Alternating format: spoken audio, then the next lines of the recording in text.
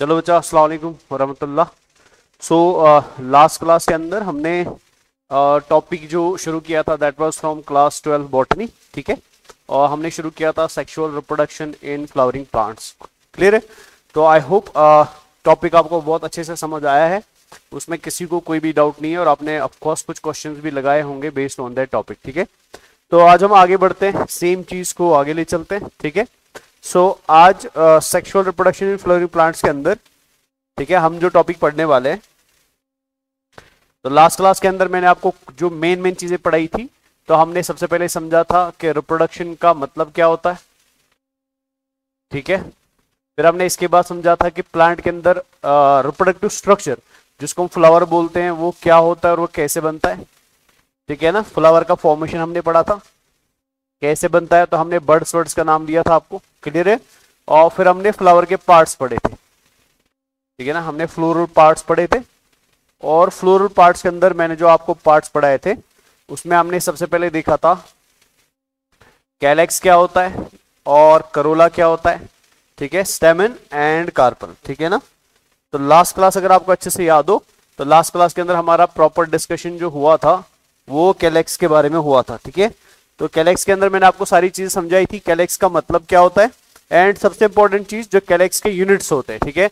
जिन units को हम क्या नाम देते हैं, सेपल्स नाम देते हैं। सेपल्स क्या होते हैं, सेपल्स का फॉर्मेशन कैसे होता है, सेपल्स का फंक्शन क्या होता है, ठीक है। और इसके अलावा हमने देखा था पॉलीसेपलस कंडीशन क्या होती है, गैमोसेपलस कंडीशन क्या होती है, डैश एंड डैश, ठीक है ना।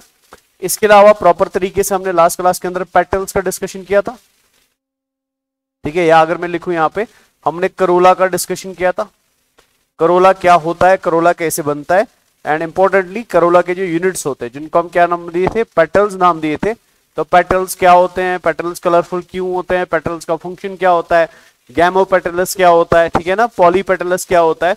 और इसके अलावा हमने पेरियांथ कंडीशन या टेपल्स के बारे में भी बात किया था, ठीक है। तो आगे बढ़ते बढ़ते आज जो हमारा टॉपिक शुरू होने वाला है, जो क्लास 12 के अंदर बहुत अच्छे से लिखा गया है और इसमें क्वेश्चंस भी पूछे जाते हैं। तो आज की क्लास के अंदर हम समझेंगे एंड्रोशियम क्या है, ठीक है, एंड्रोशियम क्या है। और एंड्रोशियम के यूनिट्स जो होते हैं जिनको हम क्या बोलते हैं, स्टैमेंस। स्टैमेंस क्या होते हैं, तो आज पूरा जो लेक्चर चलेगा वो किसके आसपास चलेगा, एंड्रोशियम एंड स्टैमेंस के ऊपर चलेगा। But before we move on to the new lecture जो हम इंशाल्लाह आज की क्लास में करने वाले, लास्ट क्लास मैंने आपको थ्योरेटिकल पोर्शन पूरा पढ़ाया था, बट ये पार्ट हमारा छूट गया था। मैंने आपको बोला था लास्ट क्लास में, नेक्स्ट क्लास के अंदर मैं आपको इसी थ्योरी पढ़ा दूंगा, हमने थ्योरेटिकल पॉइंट्स क्या क्या लिखे थे। ऑल्दो मैंने ये प्रॉपर तरीके से आपको ऑलरेडी पढ़ा दिया है, ठीक है ना, प्रॉपर तरीके से समझा भी दिया है, बट एक बार रीड आउट कर देते कि हमने लास्ट क्लास में क्या पढ़ा था, फिर आगे बढ़ते हैं बेटा, ठीक है। सो अगर आप यहाँ पे ध्यान से देखेंगे तो यहाँ पे पहला लाइन क्या लिखा हुआ है, फ्लावर के बारे में लिखा हुआ है, ठीक है ना। फ्लावर क्या है, flower are modifications of condensed shoot. ये मैंने आपको लास्ट क्लास में भी ऑलरेडी बोला था। फ्लावर क्या है बेटा कि शूट जो होता है प्लांट्स के अंदर, ठीक है ना, शूट की मॉडिफिकेशन होती है और ऐसी मॉडिफाइड शूट को हम क्या नाम देते हैं, that is called as flower. तो ये आप ऐसे शॉर्ट में याद रख लो, इसमें कुछ खास है नहीं, ठीक है ना। आगे बढ़ते हैं, next point, flower are morphological and embryological marvels and the sites of sexual reproduction. ये आपकी एनसीईआरटी की लाइन है बेटा।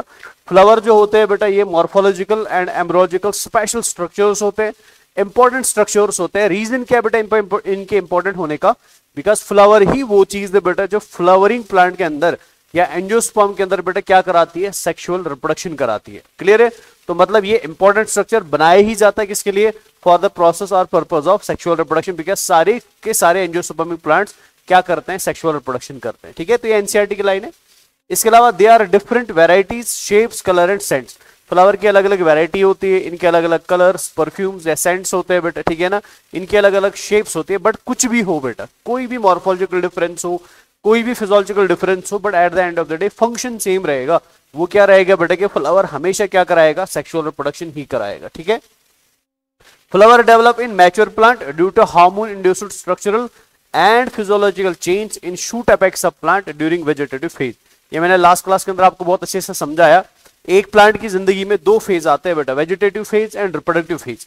तो अभी रिप्रोडक्टिव फेज के अंदर फ्लावर अभी बना भी नहीं है बेटा। फ्लावर के बनाने की शुरुआत कब होती है, वेजिटेटिव फेज में ही होती है। और कैसे होती है, बिकॉज इसके अंदर कुछ चेंज आने लगती है बेटा, समझा। जो मैंने लास्ट क्लास में आपको बोला हार्मोनल चेंज, फिजिकल चेंज जो एनसीईआरटी में लिखी है, और इसके अलावा मैंने ऐड करा था फिजियोलॉजिकल चेंज बेटा। तो ये सारी चेंज मिलके क्या कराती है बेटा, ये शूट के अंदर मतलब शूट सिस्टम के अंदर बेटा, ठीक है ना, एपेक्स के अंदर या एक्सिलरी पॉइंट्स के अंदर बेटा क्या कराती है, कुछ चेंज लाती है, जिन चेंज का एंड प्रोडक्ट क्या होता है, फ्लावर होता है, बिकॉज फ्लोरल बड बनता है, फ्लोरल प्राइमोडिया बनता है, फिर फाइनली क्या बनता है, फ्लावर बनता है बेटा, ठीक है ना। इसके अलावा फ्लावर्स में भी सॉलिटरी और ट्रांसफॉर्मड इनटू इन्फ्लोरेसेंस, ये मैंने लास्ट क्लास के अंदर आपको बोला भी था। ये मान के चलिए फॉर एग्जांपल एक फ्लावर है बेटा, तो अगर शूट एपेक्स के ऊपर अकेला फ्लावर हो बेटा, ठीक है ना, इसको हम सॉलिटरी फ्लावर बोलते हैं। तो such flowers are called as solitary flowers. देखिए मान के चलिए ये एक शूट एपेक्स है बेटा, और इसमें बहुत सारे फ्लावर्स है, ठीक है, ये फ्लावर 1 है, ये फ्लावर 2 है, ये फ्लावर 3 है, ये फ्लावर 4 है बेटा। तो ऐसे पर्टिकुलर फ्लावर को ग्रुप को हम क्या बोलते हैं, this is called as inflorescence, जो आपको क्लास 11th के अंदर सर ने या जिस भी टीचर से आप पढ़े हो बेटा उसने अच्छे से पढ़ा ही लिया होगा बेटा, क्लियर है। तो ये हमारा फर्स्ट पैराग्राफ था जो हम लास्ट क्लास में डिस्कस करे थे। अब यहां पे मैं कुछ शॉर्टकट में इसमें इंपॉर्टेंट चीजें लिखने वाला हूं। तो एक टिपिकल कंप्लीट फ्लावर के अंदर बेटा, ठीक है, सबसे पहले आपको याद है कि फ्लावर क्या होता है बेटा, इट इज रिप्रोडक्टिव, ठीक है, structure, reproductive structure of flowering plants, या मैं लिख देता हूं एंजियोस्पर्म, ठीक है। ये रिप्रोडक्टिव स्ट्रक्चर है बेटा किनका, शाबाश, फ्लावरिंग प्लांट्स का या एंजियोस्पर्म्स का बेटा, जो आपको ऑलरेडी पता है, ये क्लियर है, मैंने ऑलरेडी आपको बता दिया। अब है क्या एक्चुअल में ये फ्लावर बेटा, it is actually a highly modified, ठीक है ना, हाईली मॉडिफाइड शूट है बेटा। फ्लावर एक्चुअल में क्या है शाबाश, it is a highly modified shoot बेटा, समझ आया ना। और हाईली मॉडिफाइड शूट हमें कैसे पता चलता है, ये है बिकॉज इसके पास क्या पाया जाता है शाबाश, बियरिंग, बिकॉज इसके पास पाए जाते हैं बियरिंग नोड्स, शाबाश, एंड इंटर नोड्स, बिकॉज इसके पास नोड्स भी होते हैं और इंटर नोड्स भी होते हैं, ये समझ आया। अगर आप एक टिपिकल कंप्लीट फ्लावर की बात करते हो तो एक टिपिकल कंप्लीट फ्लावर के अंदर बेटा हमें क्या क्या देखने को मिलता है, इसमें हमें सबसे पहले देखने को मिलता है बेटा रिंग ऑफ सेपल्स, जिसको हम क्या बोलते हैं, कैलेक्स, है ना। इसमें हमें देखने को मिलते हैं रिंग ऑफ पेटल्स, जिसको हम क्या बोलते हैं, करोला बोलते हैं, ठीक है। रिंग ऑफ स्टेमेंस, इसको हम क्या बोलते हैं, एंड्रोइशियम बोलते हैं, क्लियर है ना। एंड रिंग ऑफ पिस्टल्स या कार्पल्स बेटा, जिसको हम क्या बोलते हैं, गाइनोशियम बोलते हैं, गाइनोशियम। यानी एक फ्लावर को आप तभी कंप्लीट बोल सकते हो बेटा जब उसके अंदर सारी चीजें देखने को मिलेगी, उसमें कैलेक्स भी होगा, उसमें करोला भी होगा, उसमें एंड्रोइशियम भी होगा और उसमें गाइनोइशियम भी होगा बेटा, समझ आया ना। ये फीचर्स होते हैं बेटा किसके शाबाश, एक कंप्लीट टिपिकल फ्लावर के बेटा। नेक्स्ट फिर हमने पार्ट्स ऑफ फ्लावर का डिस्कशन किया था, तो ये मैंने आपको ऑलरेडी अच्छे से समझा भी दिया था बेटा। The stalk of flower is known as, last class में मैंने आपको बोला था, जल्दी जल्दी रिपीट करिए शाबाश। स्टॉक ऑफ फ्लावर को हम क्या बोलते हैं, इट इज कॉल्ड एज, इसको हम पेडिसल बोलते हैं, याद है लास्ट क्लास में समझाया था, ठीक है ना। अब आपको मैं दोबारा क्यों दिखा रहा हूं, ये थ्योरी है, अगर आप नोट्स भी बनाना चाहते हो तो इससे आप अच्छे से नोट्स भी बना सकते हो, ऑल द मैंने पूरा ऑलरेडी समझा दिया, ठीक है ना। चलिए अब अगर स्टॉक फ्लावर का ना हो बेटा, पूरी इन्फ्लोरेसेंस का हो, तो इन्फ्लोरेसेंस के स्टॉक को हम क्या बोलते हैं, पेडंकल बोलते हैं। मैंने लास्ट क्लास में आपको ये बोला भी था, इसको अच्छे से याद रखना बिकॉज ये इंपॉर्टेंट पॉइंट है बेटा, है ना। तो ये आप इंपॉर्टेंट याद रखेंगे। अगर अकेले फ्लावर की आप स्टॉक की बात करते हो, the stalk of a single flower is called as pedicel, but the stalk of a inflorescence और group of flowers is called as peduncle बेटा, क्लियर हो गया ना। समझने के लिए फॉर एग्जाम्पल अगर ऐसे मैं यहाँ पे बना दूं आपके लिए, तो ये मान के चलिए फॉर एग्जाम्पल बेटा ये एक फ्लावर है, ये इसका स्टॉक है और यहाँ पे ऊपर एक अकेला फ्लावर लगा हुआ है, ठीक है, तो इसको हम क्या बोलते हैं, this is called as pedicel, ठीक है। अब मान के चलिए फॉर ये अगेन बेटा एक ब्रांच है, ठीक है, और इस पे ऊपर बेटा बहुत सारे फ्लावर्स लगे, ये फ्लावर 1 हुआ, ये 2 हुआ, ये 3 हुआ और ये 4 हुआ, ये चीज को हम पेडिसल बोलेंगे, है ना। लेकिन इसके ऊपर बेटा इस पार्ट के ऊपर पूरी इन्फ्लोरेसेंस लगी है ना, इसको हम क्या बोलते हैं, पेडंकल बोलते हैं, this is called as peduncle. चलिए आगे बढ़ते हैं। The swollen end the pedicel बेटा, लास्ट क्लास में हमने पढ़ा है, इसको हम क्या बोलते थे, thalamus, the structure is called as thalamus बेटा, समझ आया ना। The floral leaves are arranged as whorls on the thalamus बेटा, लास्ट क्लास में मैंने आपको बोला था, बिकॉज हमारा थैलेमस एक्चुअली मॉडिफिकेशन किसका, स्टेम का, स्टेम का कैरेक्टर है बेटा, उसमें नोड्स एंड इंटर नोड्स मिलते हैं, तो ऑटोमेटिकली थैलेमस के ऊपर भी आपको क्या मिलेंगे, nodes and inter nodes, clear है ना। लेकिन बिकॉज थैलेमस खुद गोल आकार का है तो इसके नोड्स भी कैसे होंगे, गोल आकार के होंगे, और उनसे जो लीव्स निकलेंगी बेटा, colourful leave, green leave, स्टेमन, gynoecium, ये सब मॉडिफाइड लीव्स है बेटा, वो भी किसमें मिलेंगे, रिंग फॉर्म में मिलेंगे, और ऐसी रिंग्स को हम क्या नाम देते हैं, they are called as whorls बेटा, है ना। Androecium and gynoecium are reproductive और एसेंशियल व्हर्ल। लास्ट क्लास मैंने आपको बोला था फ्रॉम आउटसाइड टू इनसाइड बेटा, अगर हम जाए सबसे बाहर वाली लिंक कौन सी होती है, कैलेक्स, फिर उसके बाद करोला, फिर उसके बाद एंड्रोशियम एंड फिर उसके बाद गाइनोशियम। लेकिन कैलेक्स एंड करोला का डायरेक्ट कोई रोल बेटा sexual reproduction of flowering plant में नहीं होता है, बिकॉज ये डायरेक्टली गेमीट फॉर्मेशन में पार्टिसिपेट नहीं करते हैं, इसलिए कैलेक्स एंड करोला को हम क्या बोलते हैं सुभाष, नॉन रिप्रोडक्टिव और नॉन एसेंशियल या एसेसरी रिंग्स बोलते थे। लेकिन androecium and gynoecium directly involve है बेटा किसमें, सेक्सुअल रिप्रोडक्शन में, इसलिए इनको क्या बोला जाता है शिवा, एसेंशियल रिंग्स और रिप्रोडक्टिव रिंग्स बोला जाता है, जो इधर पॉइंट लिखा हुआ है, और ये इंपॉर्टेंट पॉइंट है बेटा, इसको आप याद भी रखेंगे, ठीक है ना। तो एंड्रोशियम एंड गाइनोशियम जो होती है बेटा, ठीक है, एंड्रोशियम एंड गाइनोशियम जो होती है, ये दोनों को क्या बोला जाता है, रिप्रोडक्टिव और एसेंशियल रिंग्स बोला जाता है। अब फिर हमने कैलेक्स का डिस्कशन किया था, तो वर्ल्ड ऑफ सेपल्स को हम क्या बोलते हैं, कैलेक्स, ऑलरेडी आपको पता है बेटा। जब एक रिंग ऑफ सेपल्स होती है, ठीक है ना, the complete ring of sepals is called as calyx बेटा, क्लियर है। दो कंडीशंस होती है, पॉलीसेप्लस एंड गैमोसेप्लस, या तो अलग अलग होंगे पॉली, या तो चिपके होंगे एक साथ, तो गैमो बोलते हैं बेटा, ठीक है। Sepals are green coloured photosynthetic floral leaves, last class में ऑलरेडी समझा दिया मैंने। Sepals give support to other parts, अगर फ्लावर खुला हुआ है तो ये बेटा बाकी पार्ट्स को सपोर्ट करेगा, लेकिन अगर फ्लावर अभी बर्ड की फॉर्म में, तो ये बाकी पार्ट्स को क्या करता है, ओवरलैप और प्रोटेक्ट करता है बेटा, ये हमने ऑलरेडी लास्ट क्लास में देखा था। फिर हम करोला की तरफ आए, वर्ल ऑफ पेटल्स को हम क्या बोलते हैं बेटा, शबाश, the whorl of petals is called as corolla बेटा, है ना। वर्ल ऑफ पेटल्स को हम करोला बोलते हैं। दो कंडीशन है बेटा, ठीक है, पहली कंडीशन अनफ्यूज्ड, लास्ट क्लास में अच्छे से समझा दिया, और दूसरी कंडीशन फ्यूज्ड बेटा। अनफ्यूज्ड है तो बोलते हैं पॉलीपेटलस, फ्यूज्ड है तो क्या बोलते हैं बेटा, गैमोपेटलस, ठीक है ना। Second accessory floor, first accessory floor wall calyx होती है, एंड सेकंड कौन होती है बेटा, शबाश, करोला होती है। लास्ट क्लास में ऑलरेडी बता दिया, first accessory wall calyx, second accessory wall Corolla, ठीक है। Made of colourful floral leaves, जिनको हम क्या बोलते हैं, आप ऑलरेडी जानते हो, पेटल्स बोलते हैं बेटा। और क्यों ये कलरफुल होते हैं, because they help in the process of pollination बेटा, बिकॉज इनका कलरफुल होना बहुत जरूरी है, बिकॉज ये किन को अट्रैक्ट करते हैं बेटा, पॉलिनेटर्स को अट्रैक्ट करते हैं, इस वजह से किस में मदद करते हैं, प्रोसेस ऑफ पॉलिनेशन में मदद करते हैं, ठीक है। नेक्स्ट मैंने आपको बोला था, ऑल्दो नॉर्मल केसेस में हम देखें ना, तो सेपल एंड पेटल का कलर हमेशा अलग अलग होगा, सेपल ग्रीन होगा, पेटल नॉन ग्रीन होगा, या किसी कलरफुल चीज का बना होगा, जैसे blue colour, yellow colour, red colour, या dash and dash and dash. But कभी कभी हमें क्या देखने को मिलता है कि sepal and petal same colour के होते हैं बेटा, तो अगर sepal and petal same colour का हो तो आप इनको डिफरेंशिएट नहीं कर सकते हो बेटा on the base of colour, ऐसी कंडीशन को हम क्या बोलते थे, पेरियांथ कंडीशन बोलते थे। और ऐसे केस में हम सेपल को सेपल नहीं बोल सकते, पेटल को पेटल नहीं बोल सकते, इसलिए दोनों को मिलाकर टेपल्स बोला जाता है, जो मैं ऑलरेडी लास्ट क्लास में एक्सप्लेन कर चुका हूं। तो वही यहां पे लिखा हुआ है, sepals and petals are not clearly differentiated from each other, ठीक है ना। Individual units of perianth are known as tepals बेटा। अगर अनफ्यूज होंगे तो पॉलीफाइलस बोलते थे, फ्यूज होंगे तो गैमोफाइलस बोलते थे बेटा। आगे बढ़ते हैं, नेक्स्ट एंड्रोशियम बेटा, ठीक है ना, ये हमने लास्ट क्लास में पढ़ा था, बट स्ट्रक्चर हमने इसका नहीं पढ़ा बेटा, आज मैं स्ट्रक्चर पढ़ाऊंगा इसका, बट ये नीट के लिए बहुत इंपॉर्टेंट है, ठीक है, एग्जाम के लिए बहुत इंपॉर्टेंट है, ये सारे पॉइंट्स आपको याद रखने। पहला पॉइंट लिखा है, androecium is the third floral whorl and the first reproductive whorl, ये इंपॉर्टेंट है।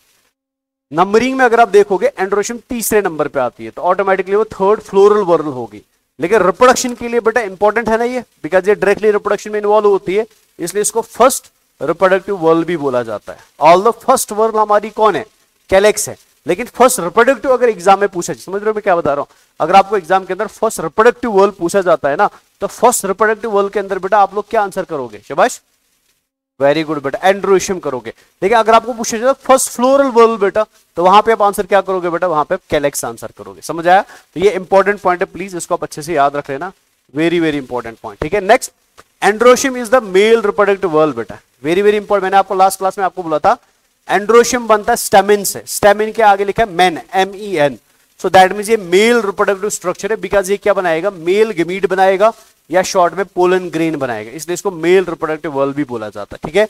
तो दैट मींस बेटा गाइनोशियम को हम क्या बोलेंगे, फिर गाइनोशियम को फीमेल रिप्रोडक्टिव वर्ल बोलेंगे, बिकॉज वो क्या बनाएगी, फीमेल गमीट बनाएगी, क्लियर है। आगे बढ़ते हैं, it is composed of one और more stamens, very very important.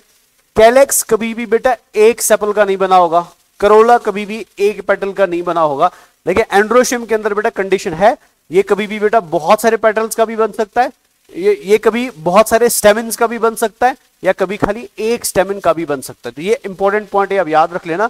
Androecium, it is not essential बेटा कि एंड्रोशियम हमेशा बहुत सारे स्टेमिन्स का बने बेटा, कभी कभी एंड्रोशियम खाली एक स्टेमिन का भी बन सकता है, ये इंपॉर्टेंट, ये प्लीज आप याद रखना, ठीक है। If the stamens are attached to the petals they are described as epipetalous, very very important बेटा, ठीक है। इसको मैं हाईलाइट कर देता हूं, इधर ये लिख देना, मतलब क्या है इसका, जो मैं लास्ट क्लास में आपको बताया, ये मान के चलिए फॉर ये थैलेमस है बेटा, तो नॉर्मली हमारा जो स्टेमिन होता है वो किससे चिपका रहता है बेटा, वो थैलेमस से चिपका रहता है ना, ये ऐसे थैलेमस हो गया।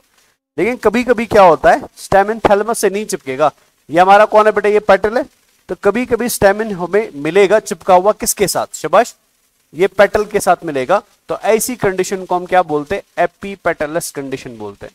ये एनसीईआरटी के अंदर लिखा हुआ है बेटा, अगर आपने एनसीईआरटी अच्छे से पढ़ी है तो इस पे एग्जाम में क्वेश्चन पूछा जा सकता है बेटा, ठीक है। स्टेमिन्स नॉर्मली थैलेमस पे चिपके रहते हैं, एग्जाम के लिए इंपॉर्टेंट है भाई, ये प्लीज याद रखना है, ठीक है। नॉर्मली स्टेमिन थैलेमस के ऊपर होता है, ठीक है। नॉर्मली हर वर्ल बहुत सारी यूनिट्स का बना होता है, लेकिन एंड्रोशियम में दो बड़ी इंपॉर्टेंट बातें याद रखनी है। पहला, एंड्रोशियम एक स्टेमिन का भी बन सकता है, बहुत का भी बन सकता है, जो बाकी पे अप्लाई नहीं होता है, ठीक है, कैलेक्स एंड करोला पे अप्लाई नहीं होता है। दूसरा इंपॉर्टेंट, हर यूनिट बेटा चिपका रहता है थैलेमस के साथ, लेकिन स्टेमिन कभी कभी बेटा थैलेमस के ऊपर नहीं मिलेगा, वो कभी पेटल के ऊपर मिलेगा बेटा, तो ऐसी कंडीशन को हम क्या बोलते हैं शाबाश, this is called as epipetalous condition. ये समझ आया ना। अब ये एपीपेटलस कंडीशन जो आपको देखने को मिल रही है ना, ये एनसीईआरटी में लिखा है बट उसका एग्जाम्पल कोई नहीं दिया, तो आप प्लीज याद रखना बेटा, एपीपेटलस कंडीशन देखने को मिलती है सोलिनेसी फैमिली के अंदर बेटा, ठीक है ना। एपीपेटलस कंडीशन कहां देखने को मिलती है शाबाश, सोलिनेसी फैमिली के अंदर, ये एग्जाम के लिए इंपॉर्टेंट है, ये प्लीज याद रख लेना। आगे बढ़ते हैं। If the stamen are attached to the perianth और tepal they are called as epiphyllous. Same है बेटा, अब मान के चलो बेटा हम यहाँ पे पेटल की बात नहीं कर रहे थे, हम टेपल की बात कर रहे थे, बिकॉज कंडीशन कौन थी, पेरियांथ कंडीशन थी। तो ऐसी कंडीशन में अगर हमारा स्टेमन किससे चिपका है शाबाश, पेरियांथ से चिपका है, टेपल से चिपका है, तो ऐसी कंडीशन को हम क्या बोलते हैं, एपीफाइलस बोलते हैं बेटा। क्लियर है।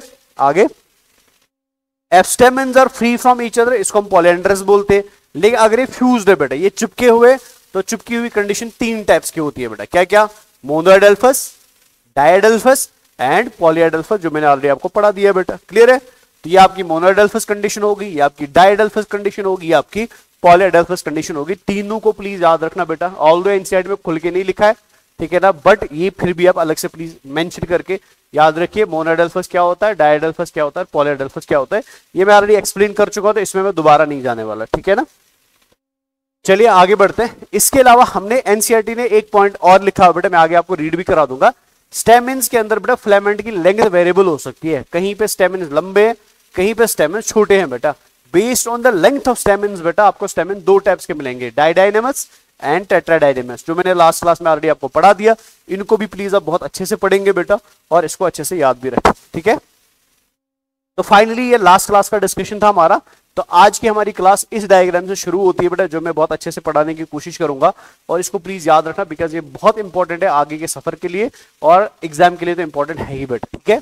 तो लास्ट क्लास में मैंने जो फ्लावर बनाया था, मैंने इसमें पूरी शेप आपको दिखा दी, क्या क्या चीजें होती है। तो ये एनसीईआरटी का पिक्चर है बेटा, तो एनसीईआरटी के अंदर भी सेम ही चीज दिखाया गया कि एनसीईआरटी का पिक्चर अगर आप ध्यान से देखेंगे तो इसमें क्या दिया गया बेटा, सबसे पहले नीचे ये वाला स्ट्रक्चर दिया गया, दिख रहा है।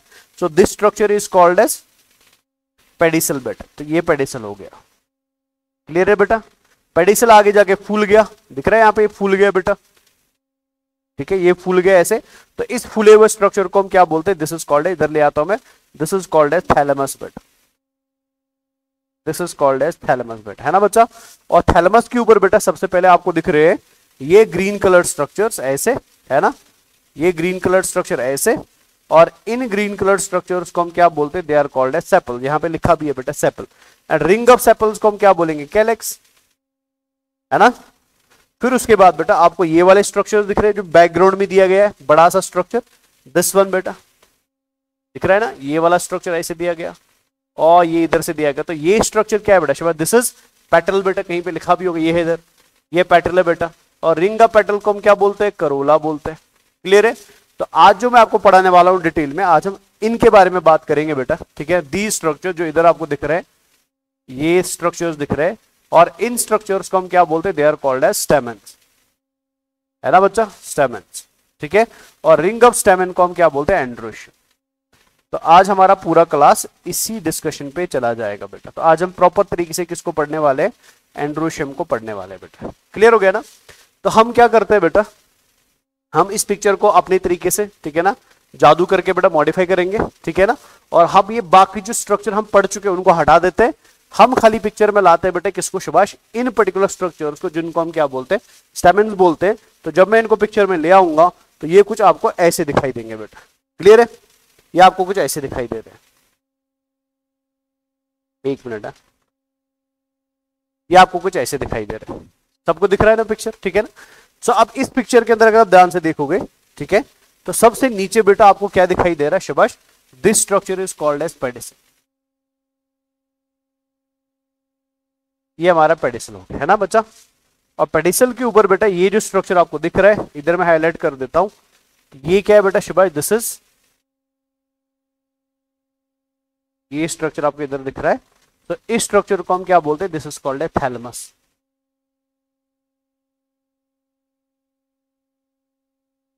ठीक है बच्चा।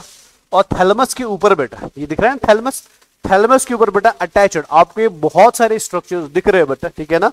और इन स्ट्रक्चर्स को हम नाम देते हैं स्टेमेन्स। क्या बोलते हैं शाबाश, दीज ऑल स्ट्रक्चर जो आपको यहाँ पे चिपके हुए दिख रहे हैं, इनको हम क्या बोलते हैं शाबाश, दे आर कॉल्ड एज स्टेमेन्स बेटा। ये समझ आया?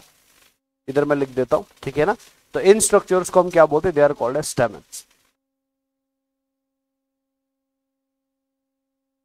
ये हो गए बहुत सारे स्टेमेन्स। क्लियर है? यहां आपको एक स्टेमेन दिख रहा है कि ग्रुप ऑफ स्टेमेन्स दिख रहा है, ग्रुप ऑफ स्टेमेन्स दिख रहा है ना। So this group of stamen बेटा, ठीक है, जब मैं इसको एक साथ लिखूंगा, सो इस ग्रुप ऑफ स्टेमेन को हम क्या बोलेंगे, इधर मैं लिख देता हूं। तो this group of stamens is called as, ठीक है, तो यहां ग्रुप ऑफ स्टेमेन्स दिख रहा है आपको, ठीक है।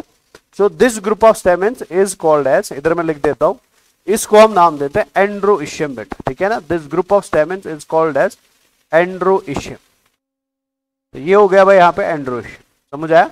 या वर्ल ऑफ स्टेमेन्स को हम क्या बोलते हैं, एंड्रोइशियम। तो पिक्चर में आपको बहुत सारे स्टेमेन्स दिख रहे हैं, तो मैं बोलूंगा आपको एंड्रोइशियम दिख रहा है बेटा, ठीक है ना। और इस एंड्रोइशियम को बनाने वाले जो यूनिट्स है, जो आपको अलग अलग यूनिट्स दिख रहे हैं, हर यूनिट को हम क्या बोलते हैं बेटा, स्टेमेन बोलते हैं। ये क्लियर हो गया? और स्टेमेन के ऊपर बेटा अगर आप सबसे ऊपर वाले पार्ट को देखोगे, द अपर मोस्ट पार्ट और डिस्टल पार्ट ऑफ स्टेमेन बेटा, इसको हम क्या बोलते हैं, this is called as anther, this is called as anther बेटा। ये क्लियर हो गया? अब इस पूरे स्ट्रक्चर को बेटा, एंड्रोशियम के पूरे स्ट्रक्चर को प्रॉपर तरीके से समझने के लिए हम क्या करते हैं, हम इसको हाथ से पकड़ते हैं बेटा, एक स्टेमेन को हाथ से पकड़ते हैं और इसको इधर लाते हैं बेटा, और इस एक स्टेमेन के स्ट्रक्चर को हम थोड़ा प्रॉपर डिटेल में समझने की कोशिश करेंगे, एनसीईआरटी एंड बियॉन्ड एनसीईआरटी बेटा, ठीक है। तो मैंने क्या किया बेटा, मैंने इधर से इस एक स्टेमेन को हाथ से पकड़ा और इसको इधर लाया बेटा, और यहां पे आपको क्या दिख रहा है, इन्हीं स्टेमेन में से एक स्टेमेन प्रॉपर डिटेल में दिख रहा है बेटा। ये समझ आया ना? तो यहां हमने समझा स्ट्रक्चर ऑफ एंड्रोशियम। तो androecium is made up of many smaller units called as stamens बेटा, ठीक है ना। स्टेमेन के डिस्टल एंड सबसे ऊपर वाले हिस्से में आपको क्या दिख रहा है बेटा, एंथर दिख रहा है। अब इस प्रॉपर स्ट्रक्चर को, दैट मीन स्टेमेन को अच्छे से समझने के लिए मैंने एक स्टेमेन को क्या कर दिया बेटा, बाहर निकाल दिया। ये समझ आया? जब मैं इस एक स्टेमेन को बाहर निकालूंगा बेटा, आपकी एनसीईआरटी क्या लिख रही है जरा ध्यान से सुनना। इस एक स्टेमेन के दो हिस्से होते हैं या दो एंड्स होते हैं, मैं ऐसे लिख देता हूं, this stamen is having two ends बेटा। ये एंड नंबर 1 हो गया इधर, और ये एंड नंबर 2 हो गया इधर बेटा, दिख रहा है? ये जो नीचे वाला एंड आपको स्टेमेन का दिख रहा है बेटा, यहां पे जो बना हुआ है, this end is called as proximal end of stamen बेटा। इसको हम क्या बोलते हैं, इसको हम बोलते हैं प्रोक्सिमल एंड ऑफ स्टेमेन बेटा, याद रहेगा। तो ये हो गया नीचे प्रोक्सिमल एंड, ये क्लियर हो गया। और ये जो ऊपर आपको हिस्सा दिख रहा है, दिस वन बेटा, ठीक है, इसको हम डिस्टल एंड ऑफ स्टेमेन बोलते हैं बेटा, ठीक है ना। This is called as distal end of stamen बेटा। तो पहले तो आप यही याद रखोगे कि हर स्टेमेन के दो एंड्स होते हैं, एक नीचे वाला एंड, ठीक है, ए लिख देते इधर, एक नीचे वाला एंड, एक ऊपर वाला एंड बेटा, है ना। नीचे वाले एंड को हम क्या बोलते हैं, प्रोक्सिमल एंड, एंड ऊपर वाले एंड को हम क्या बोलते हैं, डिस्टल एंड। ये क्लियर हो गया? जैसे फॉर एग्जाम्पल अगर इधर देख पा रहे हो बेटा, ये पेन दिख रहा है आपको, ठीक है ना, ये मान के चलो स्टेमिना बेटा, ठीक है। तो इस स्टेमिन का एक ऊपर वाला हिस्सा है और एक नीचे वाला हिस्सा है। ये जो नीचे वाला हिस्सा है बेटा इसको मैं क्या बोलूंगा, प्रॉक्सिमल, और जो ऊपर वाला हिस्सा है बेटा इसको मैं क्या बोलूंगा, डिस्टल। ये समझ आया। अभी जो प्रॉक्सिमल एंड ऑफ स्टेमिन होता है बेटा, ठीक है, this proximal end of stamen, इसको मैं इधर हाईलाइट कर देता हूं। It is attached to two things बेटा, ये जरा ध्यान सुना, एनसीईआरटी ने ऐसे लिखा है। हाँ? ये जो प्रॉक्सिमल एंड ऑफ स्टेमिन होता है ये दो चीजों से जुड़ सकता है बेटा, ठीक है। ये हो गई चीज नंबर 1 और ये हो गई चीज नंबर 2। ये जो प्रॉक्सिमल एंड ऑफ स्टेमिन है ये दो चीजों से जुड़ सकता है। किससे जुड़ सकता है बेटा, ये थैलेमस के साथ जुड़ सकता है, जो आपको ऑलरेडी पता है बेटा, ये थैलेमस के साथ जुड़ सकता है। समझ आया? ये नॉर्मल चीज है।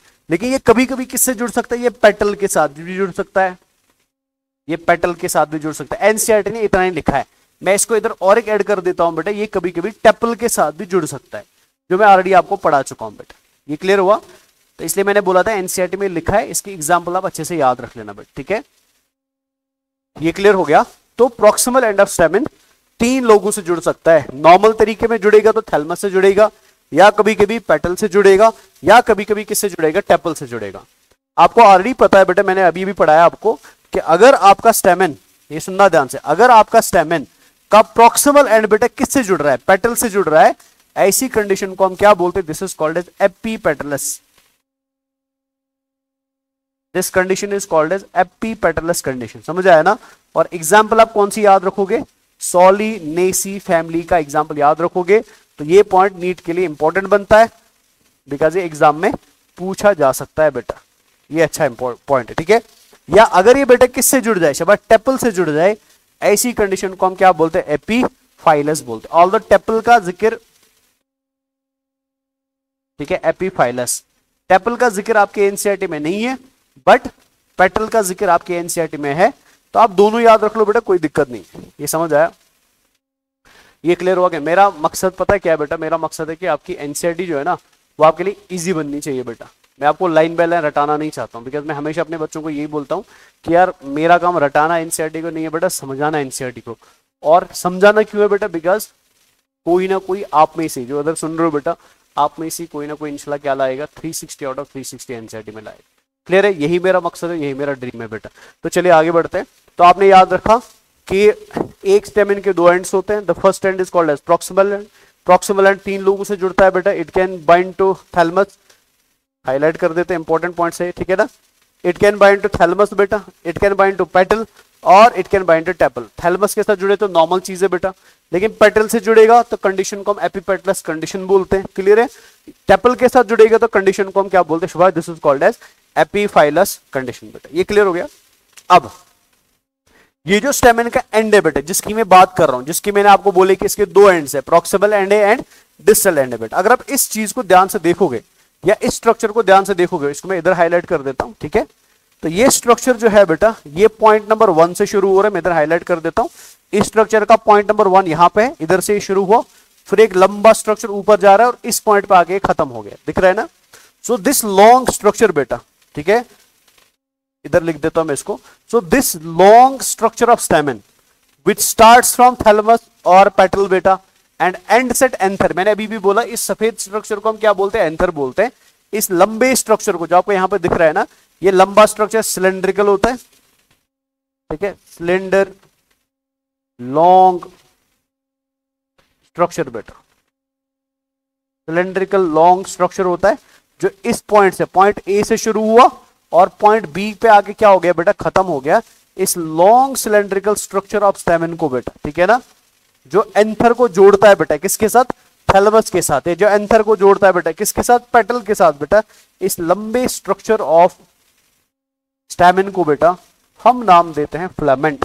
क्या नाम देते हैं शाबाश, this structure is called as filament बेटा। इधर मैं लिख देता हूं, इसको फिलामेंट बोलते हैं, this structure is called as filament.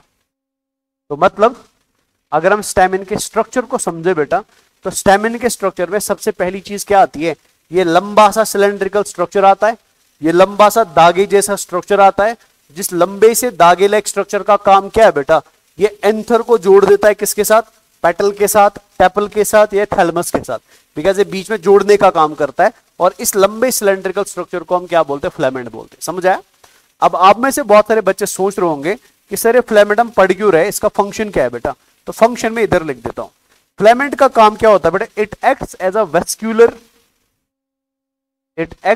Vascular structure, ठीक है, ये वेस्कुलर स्ट्रक्चर का काम करता है बेटा, vascular structure, and transverse food बेटा, ठीक है ना, एंड वाटर, ये ट्रांसफर करता है किसको शाबाश, फूड को एंड वाटर को बेटा, कहां से, फ्रॉम थैलेमस टू एंथर बेटा, फ्रॉम थैलेमस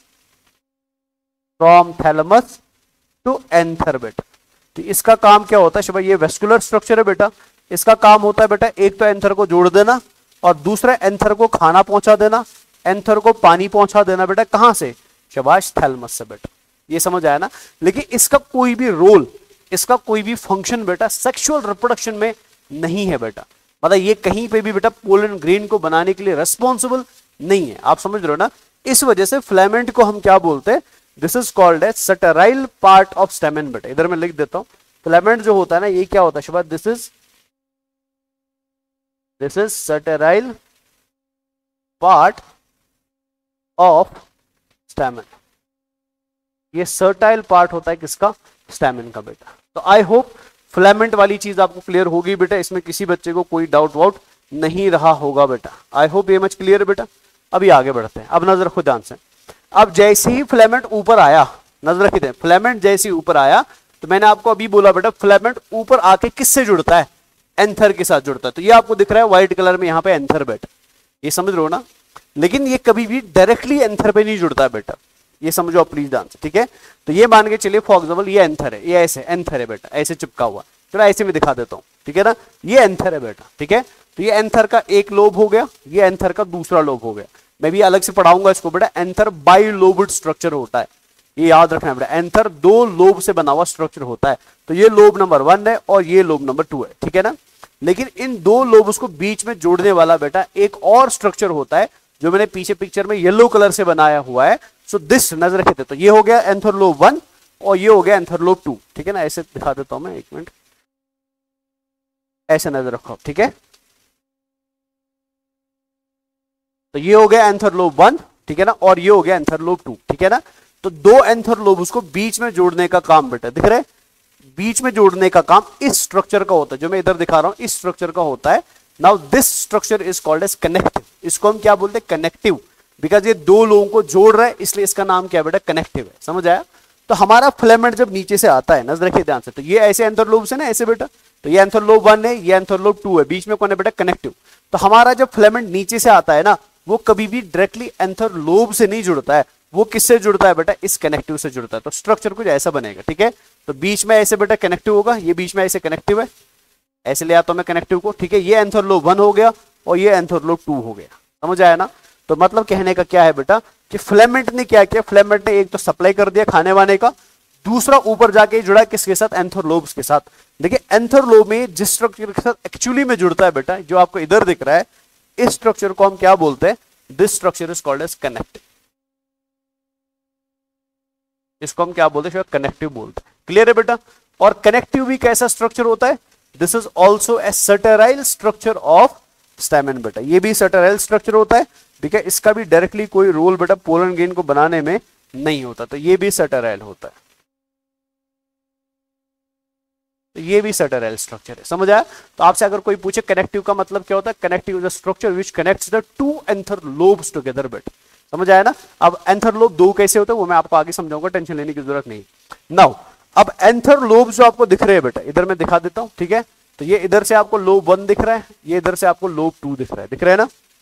तो ये हो गया एंथर लोब 1, इधर लिख भी देता हूं, तो ये हो गया एंथर लोब 1, ठीक है, और ये हो गया एंथर लोब 2, एंथर लोब 2, समझ आया। और बीच में क्या है बेटा, शाबाश कनेक्टिव, ये क्लियर हो गया यहां तक, इधर तक कोई टेंशन नहीं है ना बेटा, ठीक है। अब अगर मैं आपसे एक सिंपल क्वेश्चन पूछूं बेटा कि ओवरऑल एंथर किस चीज का बना है बेटा, ठीक है, तो आंसर आएगा anther is made up of 2 anther lobes and 1 connective, because पूरा ये स्ट्रक्चर जो आपको ऊपर दिख रहा है ना, अगर मैं इसको डिब्बे में बंद कर दूं तो इस पूरे स्ट्रक्चर को बेटा नजर रखिए प्लीज ध्यान से, ठीक है। इस पूरे स्ट्रक्चर को जो आपको यहाँ पे ये पूरा स्ट्रक्चर दिख रहा है ना, दिस होल स्ट्रक्चर हियर, तो मैं ऐसे बना देता हूं, ठीक है। दिस होल स्ट्रक्चर हियर बेटा इसको हम क्या बोलते हैं, this is called as anther, ANTHER, ये एंथर हो गया है ना। तो एंथर किसका बनता है, एंथर लोब्स का बनता है। कितने एंथर लोब्स का, 2 एंथर लोब्स का, और बीच में क्या होता है बेटा, कनेक्टिव होता है। ये समझ आया। तो अगर मैं पूरा समअप कर दूं बेटा, 2 anther lobes plus connective plus filament बेटा, इन तीनों चीजों को मिला के बेटा हम क्या बोलते हैं, this is called as stamen. यानी एक स्टेमन के अंदर एक फिलामेंट होता है, 2 एंथर लोब्स होते हैं और एक कनेक्टिव होता है। समझ आया। इसके अलावा भी अंदर मैंने कुछ और चीजें बनाई, ये क्या है, इनको आप थोड़ी देर के लिए बेटा ऐसे रहने दो, बिकॉज मैं आगे जाके इसको प्रॉपर तरीके से एक्सप्लेन करूंगा पहले, और फिर इधर इसको हम आगे क्या करेंगे, लेबल करेंगे। ये समझ आया। तो ये मैंने एक रफ स्ट्रक्चर आपको समझाया, किसका, शाबाश, पहले एंड्रोशियम का, फिर एंड्रोशियम के यूनिट का, जिस यूनिट को हम क्या बोलते हैं शाबाश, विच इज कॉल्ड एज शाबाश स्टेमन बेटा। समझ आया। और एनसीईआरटी ने इसी पिक्चर को कुछ ऐसे समझा दिया जो आपको इधर दिख रहा है। इसको मैं थोड़ा सा एक्सप्लेन करना चाहता हूं, कुछ पॉइंट्स ऑफ एनसीईआरटी को, फिर आगे बढ़ते हैं बेटा। ठीक है। सबसे पहला पॉइंट जो आपको नीचे दिख रहा है बेटा, ये आप खुद ही भी बता सकते हो। तो एनसीईआरटी ने जो डायग्राम आपको दिया है, तो इसमें इस स्ट्रक्चर का नाम क्या है बेटा, दिस इज कॉल्ड एज, ये फिलामेंट हो गया, दिस इज फिलामेंट। क्लियर है, ये फिलामेंट हुआ। डन है यहां तक। दूसरी चीज बेटा, मैंने आपको अभी भी बोला, एंथर बनता है बेटा किससे, शाबाश, 2 एंथर लोब से। तो यहां पे आपको दिख रहा होगा, ये इधर से हो गया एंथर लोब 1 और ये इधर से हो गया एंथर लोब 2, दिख रहे हैं। और बीच में आपको यहां पे ये क्या दिख रहा है, ये कनेक्टिव है बेटा। तो मैं लिख देता हूं, तो ये हो गया एंथर लोब 1, एंथर लोब 1 है ना, ये हो गया एंथर लोब 2, एंथर लोब 2, और बीच में क्या है शाबाश, ये बीच में कनेक्टिव है, ये बीच में कनेक्टिव है बेटा, दिख रहा है भाई। ठीक है। थोड़ा सा अगर मैं आपको जूम करके दिखाऊं एंथर लोब कैसे है, तो इधर नजर रखो ध्यान से, इसको आप ऐसे लोगे, ये आपका पूरा स्ट्रक्चर बेटा इधर से अगर जा रहा है ना, तो ये आपका हो गया एंथर लोब 1, और दूसरे कलर से मैं इधर से दिखा देता हूं, ये आपका हो गया एंथर लोब 2, दिख रहा है ना, लोब 1 एंड लोब 2। क्लियर है। और बीच में इधर क्या है बेटा शाबाश, 2 लोब्स के बीच में इधर क्या है, इधर कनेक्टिव है बेटा, ये बीच में कनेक्टिव हो गया। समझ आया। अब अगर आप इन 2 लोब्स के अंदर जाओगे बेटा, जो मैंने इधर डॉट्स में दिखाया था, यहां आपको दिख रहे हैं छोटे छोटे डिब्बे दिख रहे हैं बेटा, ये डिब्बों को हम नाम देते हैं, दे आर कॉल्ड एज, मैं येलो से हाईलाइट कर देता हूं, इधर में लिख देता हूं। ठीक है ना, ये आपको डिब्बे दिख रहे हैं ना ऐसे इधर बेटा, ठीक है ना, इन डिब्बों को हम नाम देते हैं एंथर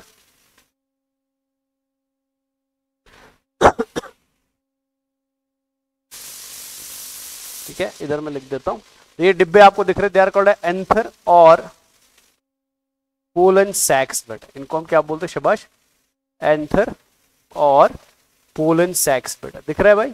ये हो गया पोलन सैक 1, ये हो गया पोलन सैक 2, ये हो गया pollen sac 3 and pollen sac 4, और इनके अंदर आपको क्या दिख रहे हैं शाबाश, मेल रिप्रोडक्टिव स्ट्रक्चर्स दिख रहे हैं, इनको हम क्या बोलते हैं, पोलन ग्रेन्स बोलते हैं, इनको हम बोलते हैं पोलन ग्रेन्स। क्लियर हो गया, इनके अंदर है पोलन ग्रेन। समझ आया। अब जिस समय बेटा ये पोलन, ये सुनना ध्यान से, ठीक है, तो आपने याद रखा है एंथर के अंदर 2 एंथर लोब्स होते हैं, एक लोब के अंदर 2 सैक्स है, नजर रखो ध्यान से, ये पूरा सफेद कलर में एक लोब है, इस लोब में 2 सैक है, ये हो गया सैक 1 और ये हो गया सैक 2, इनको हम पोलन सैक्स बोलते हैं। पोलन सैक्स के अंदर क्या पाए जाते हैं, पोलन ग्रेन्स पाए जाते हैं। ठीक है। तो ओवरऑल कितने सैक्स है, 4, 1 2 3 4, लोब्स कितने, 2, 1 एंड 2। समझ आया ना। अब ये पोलन सैक्स के अंदर बेटा हमें मिलते हैं मेल रिप्रोडक्टिव स्ट्रक्चर, जिनको हम क्या बोलते हैं, पोलन ग्रेन्स। आप सबको पता है बेटा कि एंजियोस्पर्म्स के अंदर सेक्सुअल रिप्रोडक्शन के समय फ्लावर के मेल पार्ट से पोलन ग्रेन्स को बाहर निकाला जाता है, उनको रिमूव किया जाता है, उनको बाहर फेंका जाता है बेटा। तो पोलन ग्रेन को बाहर फेंकते समय बेटा क्या होता है, इस पोलन ग्रेन के अंदर दरार पड़ जाती है, इस पोलन ग्रेन की दीवार जो है बेटा वो ब्रेक हो जाती है, और जिस पॉइंट पे वो ब्रेक हो जाती है ना, वहां पे बेटा वो एक छेद बन जाता है, एक सुराग बन जाता है, एक क्रैक बन जाता है। जैसे दीवार क्रैक होगी तो ये भी क्रैक बन गया बीच में, इस क्रैक को हम क्या बोलते हैं, this is called as line of dehiscence बेटा, इस क्रैक को हम क्या बोलते हैं, लाइन ऑफ देहिसेंस बोलते हैं। जैसे मैंने पिक्चर में दिखाने की कोशिश करी है कि यहां पे बेटा क्रैक हो गया, इधर क्रैक हो गया, और इस पॉइंट से पोलन ग्रेन्स बाहर आ रहे हैं, और इस लाइन को बेटा जहां से पोलन ग्रेन्स बाहर आ रहे हैं ना, इसको हम क्या बोलते हैं, लाइन ऑफ देहिसेंस बोलते हैं। समझ आया। और एक चीज आपको यहां याद रखनी, जो एनसीईआरटी ने लिखी भी है बेटा, वो क्या है कि अगर आप इन पोलन सैक्स को ध्यान से देखोगे, ठीक है, या इन पोलन लोब्स को ध्यान से देखो, ये लॉन्गिट्यूडनल होते हैं, दिख रहा है ना, ये ऊपर से नीचे तक है बेटा, ये ऐसे, ये बोतल के जैसे बेटा, अगर आप इसको ऐसे समझना चाहते हो ना, अगर हम इसमें एक सैक को बाहर निकाल दो, ये ऐसे बोतल के जैसा है, जो ऊपर से शुरू होता है और नीचे खत्म होता है। देखिए बिकॉज अभी मैं आपको उसका ट्रांसफरस सेक्शन दिख रहा हूं, आपको खाली ये हिस्सा खुला हुआ दिख रहा है, लेकिन नीचे तक क्या होगा, ऐसे ही होगा बेटा, इसलिए एनसीईआरटी ने इनको क्या लिखा, लॉन्जिट्यूडनल लिखा बेटा, समझ आया ना, लॉन्जिट्यूडनल लिखा। लॉन्जिट्यूडनल क्यों, बिकॉज ये क्या होते हैं, लंबे होते हैं बेटा, फ्रॉम टॉप टू बॉटम, ये समझ आया, ये क्लियर हो गया। तो इस पॉइंट पे आके बेटा मैं यहां पे और एक बात आपको बता सकता हूं कि प्रॉक्सिमल एंड ऑफ स्टेमेन जुड़ा था बेटा किसके साथ, थैलेमस के साथ, पेटल के साथ या टेपल के साथ, लेकिन डिस्टल एंड किससे जुड़ता है, डिस्टल एंड जुड़ता है बेटा किससे, शिवाज, एंथर से, ये ना एंथर ऊपर बेटा, लेकिन एंथर में किससे जुड़ता है, कनेक्टिव ऑफ एंथर से जुड़ता है बेटा, ये क्लियर हो गया। सो दिस इज ब्रेकेज और ओवरव्यू ऑफ शाबाश स्टेमेन्स बेटा, आई होप ये पूरा का पूरा क्लियर हो गया, इसमें किसी भी बच्चे को कोई डाउट नहीं है बेटा, समझ आया। तो आगे बढ़ता हूं मैं, ये क्लियर है सारा का सारा। तो ये एनसीईआरटी की डायग्राम है बेटा, मैंने आपको ऑलरेडी बता दिया, ये एंथर हो गया, ठीक है ना, ये यहाँ पे बीच में दिख रही है लाइन बेटा, ये होगी लाइन ऑफ द हीसेंस, ठीक है, ये है लाइन ऑफ द हीसेंस बेटा, लाइन ऑफ द हीसेंस, जहां से पोलन ग्रेन्स बाहर आएंगे बेटा, ठीक है। ये क्या है बेटा, शायद दिस इज फिलामेंट बेटा, दिस इज फिलामेंट। तो फिर इन्होंने इसको थोड़ा जूम करके दिखा दिया, तो ये पूरा स्ट्रक्चर जो आपको यहाँ पर दिख रहा है, ये हो गया लोब नंबर 1 ऐसे, है ना, ये इधर से हो गया लोब नंबर 2 ऐसे, ठीक है, और इधर आके बेटा ऐसे बीच में कनेक्टिव होगा, ये 2 लोब्स हो गए, और अंदर से आपको क्या दिख रहे हैं, पोलन सैक्स दिख रहे हैं, ये हो गया सैक 1, ये हो गया सैक 2, ये हो गया सैक 3 और ये हो गया सैक 4 बेटा, क्लियर है। और ओवरऑल अगर आप हर सैक को देखोगे ना, वो सैक आपको कैसा दिख रहा है, लंबा दिख रहा है, लंबा मतलब लॉन्जिट्यूडनल दिख रहा है, ये ऊपर से नीचे तक मिलेगा बेटा, वैसे पीछे वाला सैक ऊपर से नीचे तक मिलेगा, ये ऐसे ऊपर से नीचे तक मिलेगा, एंड सेम ये ऊपर से नीचे तक मिलेगा। तो ओवरऑल कितने सैक्स है बेटा, 4 सैक्स, ये क्लियर हुआ। तो आई होप ये वाला पार्ट क्लियर है, ज्यादा टफ भी नहीं था बेटा, इजी था। अब हम क्या करते हैं, अब हम आगे बढ़ते हैं और सबसे पहले समझने की कोशिश करते हैं बेटा कि जिस स्ट्रक्चर को हम पढ़ रहे हैं, सो दैट मीन जिस एंथर को हम पढ़ रहे हैं बेटा, ठीक है ना, इस एंथर को प्लांट ने बनाया कैसे, या इस एंथर को फ्लावर ने बनाया कैसे बेटा, तो हम फॉर्मेशन ऑफ एंथर पढ़ते हैं, और फॉर्मेशन ऑफ एंथर के अंदर बहुत बार क्वेश्चंस पूछे गए, वहां पे मैं आपको कुछ इंपॉर्टेंट पॉइंट्स बोलने वाला हूं, वो पॉइंट्स आप सारे बच्चों को अच्छे से याद रखने हैं बेटा, क्लियर है ना। तो चलिए रीड करते, पहले हमने क्या पढ़ा, सबसे पहले हमने पढ़ा structure of stamen. Stamen 3 part से बनता है, फिलामेंट, कनेक्टिव एंड एंथर से बनता है, ठीक है ना। फिलामेंट के बारे में आप क्या याद रखोगे बेटा, फिलामेंट के बारे में याद रखना है, फिलामेंट जो होता है बेटा are long stalk like structures which help anther to attach with the thalamus and supply nutrition to developing pollen grains in the anther. मतलब फिलामेंट वो स्ट्रक्चर है बेटा जो थैलेमस को जोड़ेगा एंथर के साथ, क्यों जोड़ेगा, ताकि उसको खाना मिले बेटा, क्यों खाना देना है, बिकॉज एंथर के अंदर क्या बन रहे हैं, पोलन ग्रेन्स बन रहे। Next connective, connective are those tissues that help in binding the 2 anther lobes together बेटा। कनेक्टिव वो स्ट्रक्चर है जो एंथर के 2 लोब्स को आपस में क्या कर रहा है बेटा, जोड़ रहा है, ठीक है ना। And also site of attachment to filament, और ये वो जगह है बेटा जहां कौन जुड़ता है, फिलामेंट भी जुड़ता है। अगर आपको एग्जाम में क्वेश्चन पूछा जाए ना कि एंथर के अंदर फिलामेंट कहां जुड़ता है, एंथर पे जुड़ता है, एंथर लोब पे जुड़ता है, कनेक्टिव पे जुड़ता है, तो आंसर क्या आएगा, कनेक्टिव पे जुड़ता है बेटा, ठीक है ना। फाइनली एंथर क्या बेटा, anther is defined as bilobe tetrasporangiate fertiles. अच्छा ये याद रखना है बेटा, इसको मैं आगे एक्सप्लेन करूंगा अच्छे से, बट यहां पे याद रखना है कि फिलामेंट सटराइल था, ठीक है ना, कनेक्टिव सटराइल था, लेकिन ओवरऑल स्टेमेन के अंदर बेटा फर्टाइल पार्ट क्या होता है, ये याद रखना है बेटा, फर्टाइल पार्ट एंथर होता है, ठीक है ना, फर्टाइल पार्ट बेटा, बिकॉज इसी पार्ट के अंदर क्या बनेंगे, पोलन ग्रेन्स बनेंगे। तो ये प्लीज याद रखना, फर्टाइल पार्ट ऑफ स्टेमेन क्या होता है, वो एंथर होता है, ठीक है। अब यहां पे जो लाइन लिखी है ना, एंथर बाइलोब टेट्रास्पोरेंजिएट स्ट्रक्चर होता है, ये क्या है, इसको हम कैसे समझेंगे और अच्छे से याद रखेंगे वो मैं आपको आगे पिक्चर में दिखाऊंगा। अभी मैं आगे बढ़ता हूं बेटा, ठीक है। तो अभी जो हमारा टॉपिक होने वाला है that is formation of anther बेटा, ठीक है ना। एंथर बनाया कैसे जाता है उसको हम अच्छे से पढ़ने वाले हैं, आप बस प्लीज ध्यान रखना, बिकॉज ये थोड़ा सा आपको एनसीईआरटी से बाहर दिखेगा, बट समझने के लिए बेटा बहुत ज्यादा जरूरी है, और जब आप इसको समझोगे ना, you would be feeling proud of your self कि यार हमको ये प्रोसेस बहुत अच्छे से समझ आया बेटा, ठीक है ना।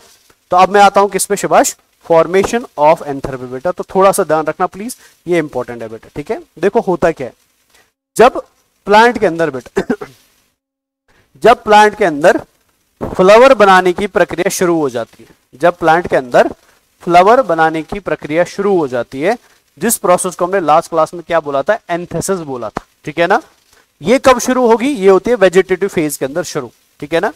तो वेजिटेटिव फेज के अंदर जैसे ही एक फ्लोरल बड का फॉर्मेशन शुरू होता है, फ्लोरल प्राइमोडियम का फॉर्मेशन शुरू होता है, तो इस फ्लोरल प्राइमोडियम के अंदर क्या हो जाता है बेटा कि कुछ मेरिस्टेमेटिक सेल्स को, ये सुनना ध्यान से, कुछ मेरिस्टेमेटिक सेल्स को जो इस बड के अंदर पाई जाती थी बेटा, उनको अलग किया जाता, उनको सेपरेट किया जाता है।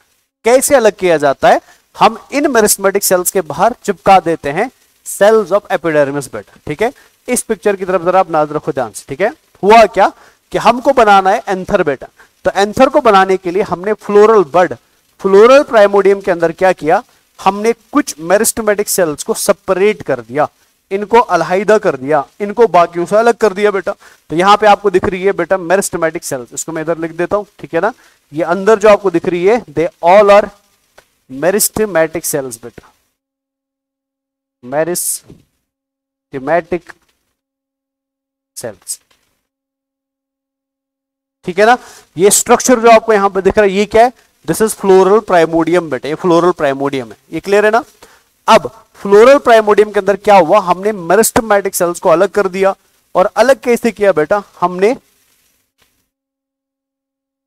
अलग कैसे कर दिया, हमने क्या किया बेटा, हमने इन मेरिस्टेमेटिक सेल्स को छुपा दिया या कवर कर दिया बाय लेयर ऑफ सेल्स बेटा, और इस लेयर ऑफ सेल को हम क्या बोलते हैं, they are called as epidermal cells बेटा, एपिडर्मल सेल, समझ आया ना। और पूरी लेयर को हम क्या बोलेंगे, एपिडर्मिस, एपिडर्मिस। ये प्लीज ध्यान से सुनना, बहुत इंपॉर्टेंट है। ऑल्दो एनसीईआरटी में लिखा है बट प्रॉपर तरीके से नहीं लिखा है बेटा, इसलिए इसको समझना बहुत ज्यादा जरूरी है, ये प्लीज सुनिए आप ध्यान से, ठीक है। तो हुआ क्या, फ्लावर के अंदर हमें बेटा male reproductive structure, that mean stamen बनाना है। तो स्टेमन को बनाने के लिए बेटा हमने क्या किया, फ्लोरल प्राइमोडियम के अंदर कुछ मेरिस्टेमेटिक सेल्स को उठा के साइड में रख दिया। ये जो मेरिस्टेमेटिक सेल्स को हमने साइड में रखा, इनको हमने बाहर से कवर कर दिया बेटा बाय लेयर ऑफ सेल्स, जिन सेल्स को हम एपिडर्मल सेल्स बोलते हैं, और इस पूरी लेयर को हम क्या बोलते हैं बेटा, एपिडर्मिस बोलते हैं। ये समझ आया। अब इसके आगे क्या होगा वो जरा नजर रखिए ध्यान से। आगे क्या होगा बेटा, जब ये मेरिस्टेमेटिक सेल्स, ठीक है ना, इन एपिडर्मल सेल से लाइन करके हम अलग कर देंगे, तो ये मेरिस्टेमेटिक सेल्स क्या करती है बेटा, ये डिवाइड करना शुरू कर दिए, समझ आया ना।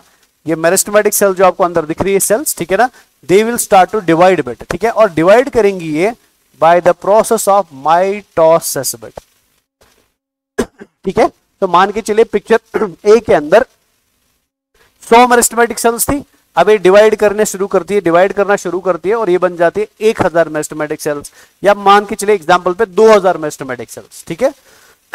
अब जब ये मेरिस्टेमेटिक सेल्स का नंबर बढ़ने लगता है, तो इस गोल आकार स्ट्रक्चर के अंदर, ठीक है ना, इस फ्लोरल प्राइमोडियम के अंदर प्रेशर बढ़ने लगता है बेटा, बिकॉज जब अंदर नंबर ऑफ सेल्स बढ़ेगा तो ऑटोमेटिकली बेटा स्पेस चाहिए बेटा सेल्स को ऐड करने के लिए, या स्पेस चाहिए बेटा सेल्स को संभालने के लिए।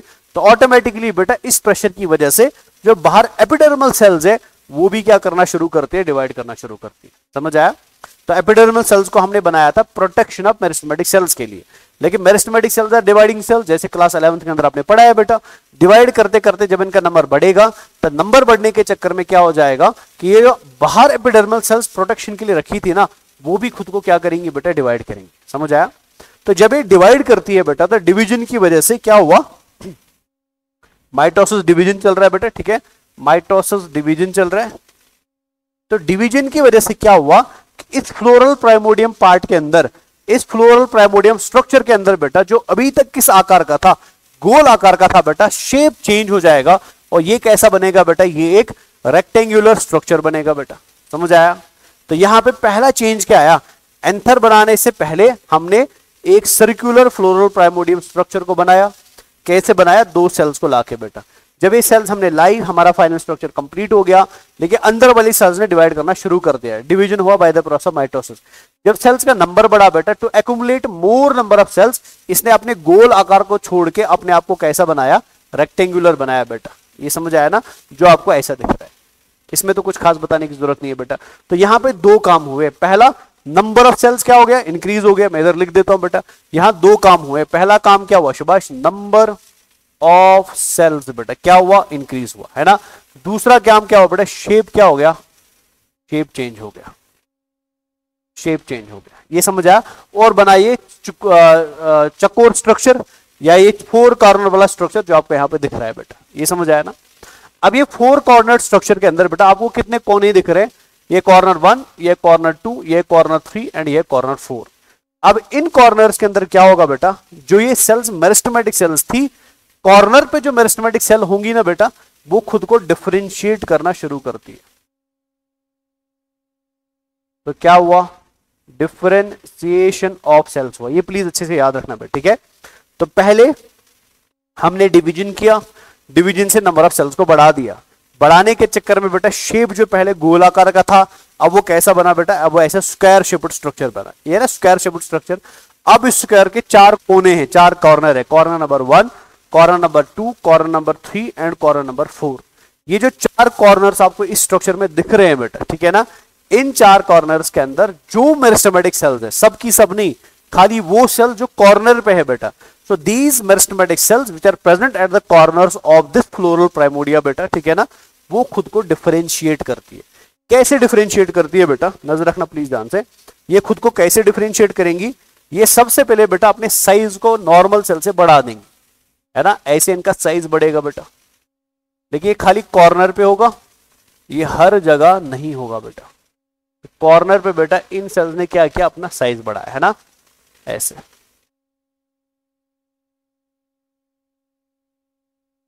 ये साइज बढ़ गया,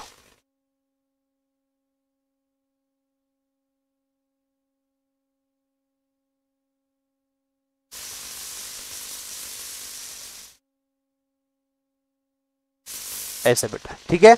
नाउ दीज सेल्स जो आपको कॉर्नर पे दिख रही है, और कॉर्नर पे बैठे बैठे इन्होंने क्या किया बेटा, डिफरेंशिएशन किया। कैसे किया, इन्होंने अपने साइज को क्या कर दिया, इंक्रीज कर दिया। नाउ इन मेरिस्टेमेटिक सेल्स को जो कॉर्नर पे पाई जाती है बेटा, they are called as archesporial cells बेटा। इनको हम क्या बोलते हैं,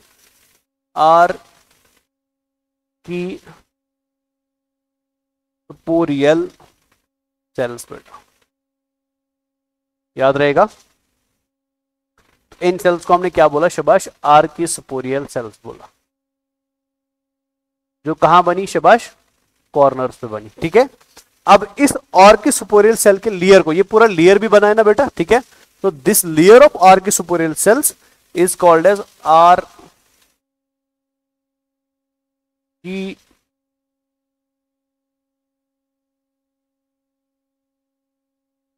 बेटा। ये क्लियर हुआ कि नहीं हुआ? आर्कीस्पोरियल सेल की पूरी लेयर बनी, ठीक है ना। तो इस लेयर ऑफ आर्कीस्पोरियल सेल को हम क्या बोलते हैं, this is called as archegonium बेटा। ये क्लियर हो गया ना। अब नजर रखो प्लीज ध्यान से, ठीक है ना, इधर मैं लिख देता हूं।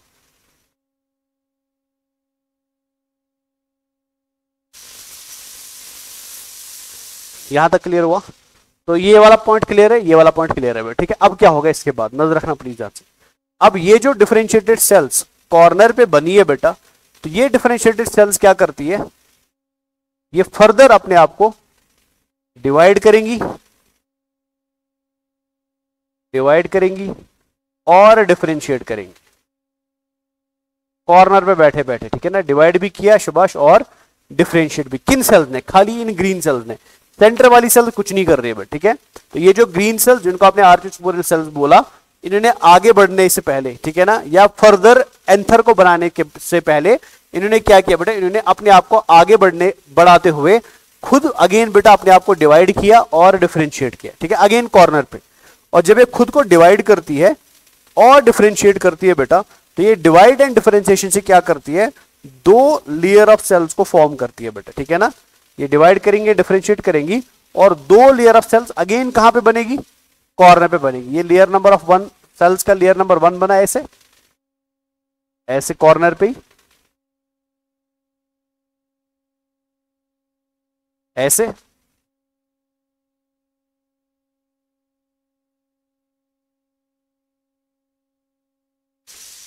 ये ऐसे लेयर नंबर 1 बना,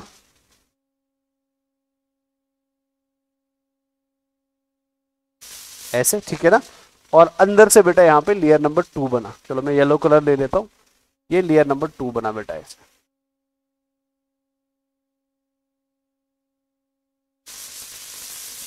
ये ऐसे लेयर नंबर 2 बना। ये किन से बन रहा है शबाश? ये आर के सुपोरियल सेल से ही बन रहा है बेटा। तो आर के सुपोरियल सेल्स के डिवीजन एंड डिफरेंशिएशन से बेटा क्या हुआ, और एक लेयर ऑफ सेल्स का फॉर्मेशन हुआ कॉर्नर्स पे बेटा, जिनको मैं अभी बना रहा हूं, ठीक है। मैं चाहता हूं कि आपको डायग्राम अच्छी बने, तो मैं स्लो स्लो बना रहा हूं। नाउ दीज सेल्स बेटा, ठीक है, जो यहां पे बनी ना, इनको हम नाम देते हैं। तो मैं नाम इधर लिख देता हूं। ये जो पहला लेयर ऑफ सेल बना है बेटा, चलो इधर मैं नाम लिख देता हूं, इसका इधर लिख देते हैं, ठीक है ना। This layer of cell is called as primary, इधर मैं लिख देता हूं, this layer of cell is called as primary parietal cell बेटा, समझ आया ना। तो these cells are called as primary parietal cells. Clear हुआ? और ये जो इनके अंदर सेल्स बनी है बेटा येलो कलर में, ठीक है ना। So these yellow coloured cells बेटा, चलो इनको मैं इधर लिख देता हूं, these yellow coloured cells they are called as primary sporogenous cells बेटा। इनको हम क्या बोलते हैं शबाश? Primary sporogenous sales.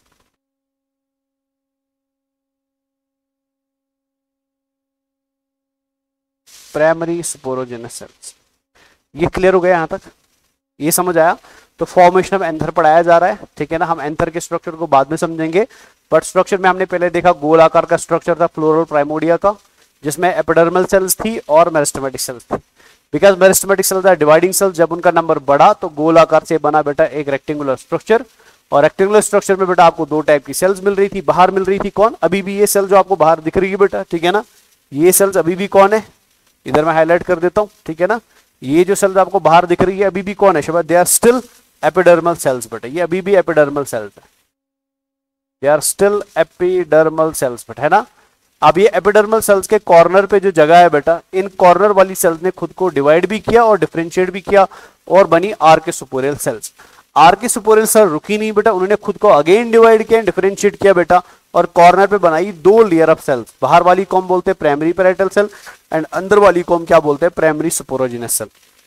तो अगर आपको नीट के अंदर क्वेश्चन पूछा जाता है कि एंथर्स के अंदर बेटा प्राइमरी पैराइटल सेल्स कहां पाई जाती है, तो आंसर क्या आएगा बेटा? They are present below the epidermal cells बेटा। Primary parietal cells are present below the epidermal cells. और अगर आपसे क्वेश्चन पूछा जाता है प्राइमरी स्पोरोजिनस सेल्स कहां पाई जाती है, तो they are present at corners बेटा below the primary parietal cells. ये समझ आया?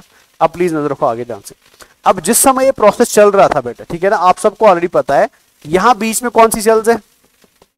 शाबाश, मेरिस्टेमेटिक सेल्स है ना। इधर बीच में मेरिस्टेमेटिक सेल्स है बेटा,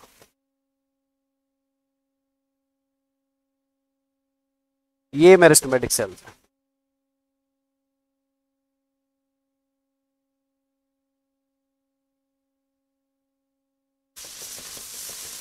ये सारी मेरिस्टेमेटिक सेल्स है बेटा, है ना।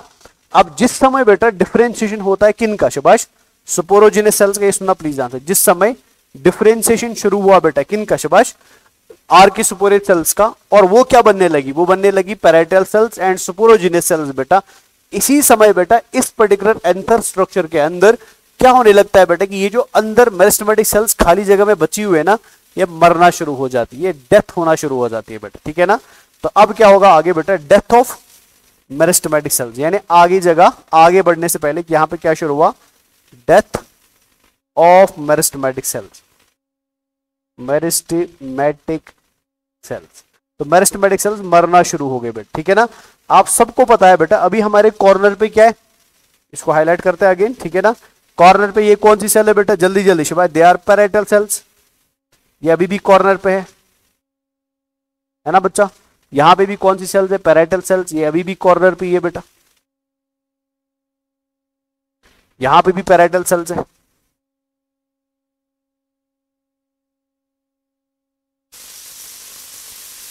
और इधर भी बेटा नीचे यहां पे जगह नहीं है, अरे मुंह हो जाए, एक मिनट,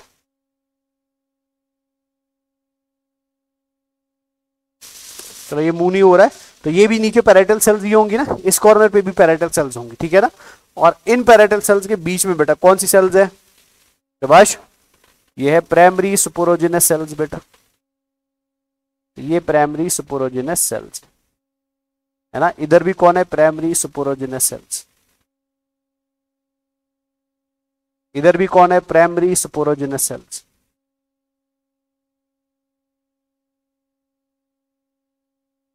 और नीचे भी कौन होंगी, प्राइमरी सुपोरोजिनस सेल्स, है ना।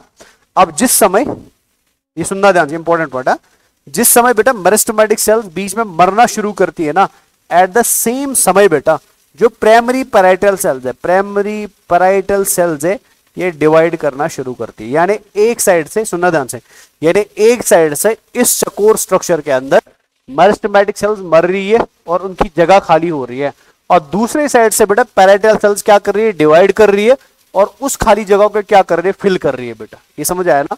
तो पिक्चर कुछ आपको बाद में ऐसे दिखाई देगी, सुनना प्लीज ध्यान से, ये पिक्चर आपको बाद में कुछ ऐसे दिखाई देगी। ये है ना हमारी प्राइमरी पैराइटल सेल्स, ये डिवाइड करके बेटा क्या करेगी, इस पूरी जगह को फिल करना शुरू करेगी ऐसे।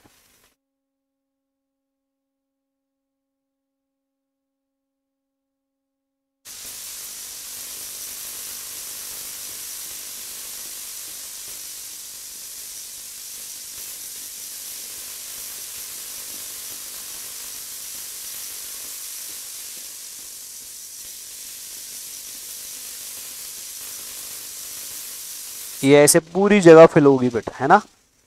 इधर से भी तो ये सेल डिवाइड करेगी, तो ये ऐसे पूरी जगह को क्या कर रही है, आहिस्ता आहिस्ता फिल कर रही है बेटा, बिकॉज ये कंटिन्यूअसली क्या करती है, डिवाइड करती है। कौन, प्राइमरी पैराइटल सेल्स बेटा।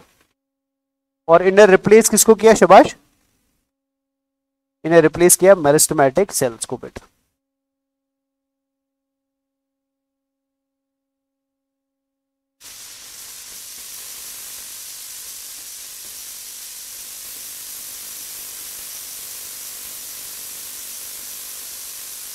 तो ये ऐसे डिवाइड करते करते इस सारी जगह को क्या कर देंगे बेटा, घेर देंगे, फिल कर देंगे।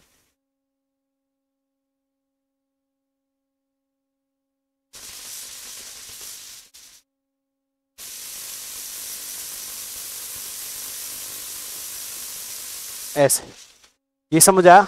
तो ये सारी जगह फिल होगी बीच में। और अब आपको अगर ध्यान से दिख रहा है बेटा, तो चार कॉर्नर पे क्या बचे, ये चार येलो सुपोरोजिनस टिश्यूज बचे बेटा, है ना। और यही चार सुपोरोजिनस टिश्यूज आने वाले समय के अंदर क्या बनाएंगे बेटा, ये बनाएंगे पोलन मदर सेल्स बेटा। क्या बनाएंगे, पोलन मदर सेल्स या माइक्रो सुपोर मदर सेल्स, या शॉर्ट में बेटा यही क्या बनाते, चार सुपोरेंजिया बनाते हैं। ये समझ आया। तो अगर आपको बेटा मैं सीधे बोलूंगा चार सुपोरेंजिया, जैसे आपको इधर दिख रहे हैं चार सुपोरेंजिया, तो आपको पता ही नहीं है बेटा सुपोरेंजिया चार क्यों बने। आपसे कोई क्वेश्चन पूछे पांच क्यों नहीं बने, दो क्यों नहीं बने बेटा, तो आंसर क्या, बिकॉज हमारा स्ट्रक्चर जो अर्ली डेवलपमेंट में था ना, वो कॉर्नर था, उसमें चार कॉर्नर थे। चार कॉर्नर थे तो चारों कॉर्नर की सेल्स क्या होगी बेटा, मॉडिफाई होगी। और चारों कॉर्नर की सेल्स मॉडिफाई होकर बेटा क्या बना रही है, चार सुपोरेंजिया बना रही है। इसलिए स्ट्रक्चर क्या कहलाएगा, टेट्रा सुपोरेंजिएट कहलाएगा। बिकॉज चार सुपोरेंजिया है। व्यू क्यों चार सुपोरेंजिया, बिकॉज कॉर्नर चार थे। चार कॉर्नर पे क्या बनी, चार सुपोरोजिनस लेयर्स बनी। और सुपोरोजिनस लेयर फ्यूचर में क्या बना रही है, पोलन मदर सेल्स बना रही है, या माइक्रोसुपोर मदर सेल्स बना रही है, या शॉर्ट में क्या बना रही है, माइक्रोसुपोरेंजिया बना रही है बेटा। ये क्लियर हो गया ना। अब ये जो बीच वाली लेयर आपको यहां पे दिख रही है बेटा, ठीक है, किन की, प्राइमरी पैराइटल सेल्स की बेटा। ये बीच वाली लेयर फ्यूचर के अंदर बेटा बनाने वाली है एंथर वॉल बेटा। क्या बनाने वाली है, एंथर वॉल बनाने वाली है। ये समझा। और एंथर वॉल कैसा दिखेगा, कैसा होगा, वो हम आगे पढ़ेंगे ऑफकोर्स, ठीक है। ये सेल्स आगे जाके क्या बनाएगी, एंथर वॉल बनाएगी। तो दैट मींस फाइनल कंक्लूजन जो इस डायग्राम से निकलेगा वो क्या निकलेगा, ये सेल जो आपको कॉर्नर पे दिख रही है बेटा, ठीक है ना, ये कॉर्नर सेल्स फ्यूचर में बनाएंगी माइक्रोसुपोरेंजिया। ये फ्यूचर में क्या बनाएंगी, माइक्रोसुपोरेंजिया। माइक्रोसुपोरेंजिया समझ आया ना। जिस माइक्रोसुपोरेंजिया के अंदर फ्यूचर में हम क्या रखेंगे, माइक्रोस्पोर रखेंगे बेटा, माइक्रोस्पोर रखेंगे, जो हम आगे पढ़ेंगे अच्छे से कैसे। और बचा हुआ जो स्ट्रक्चर है बेटा, जो आपको अंदर दिख रहा है, ये क्या बनाएगा, ये इस माइक्रोस्पोरेंजिया को प्रोटेक्ट करने के लिए क्या बनाएगा, वॉल बनाएगा, दीवार बनाएगा, जिस दीवार को हम क्या बोलते हैं, एंथर वॉल बोलते हैं। ये समझ आया।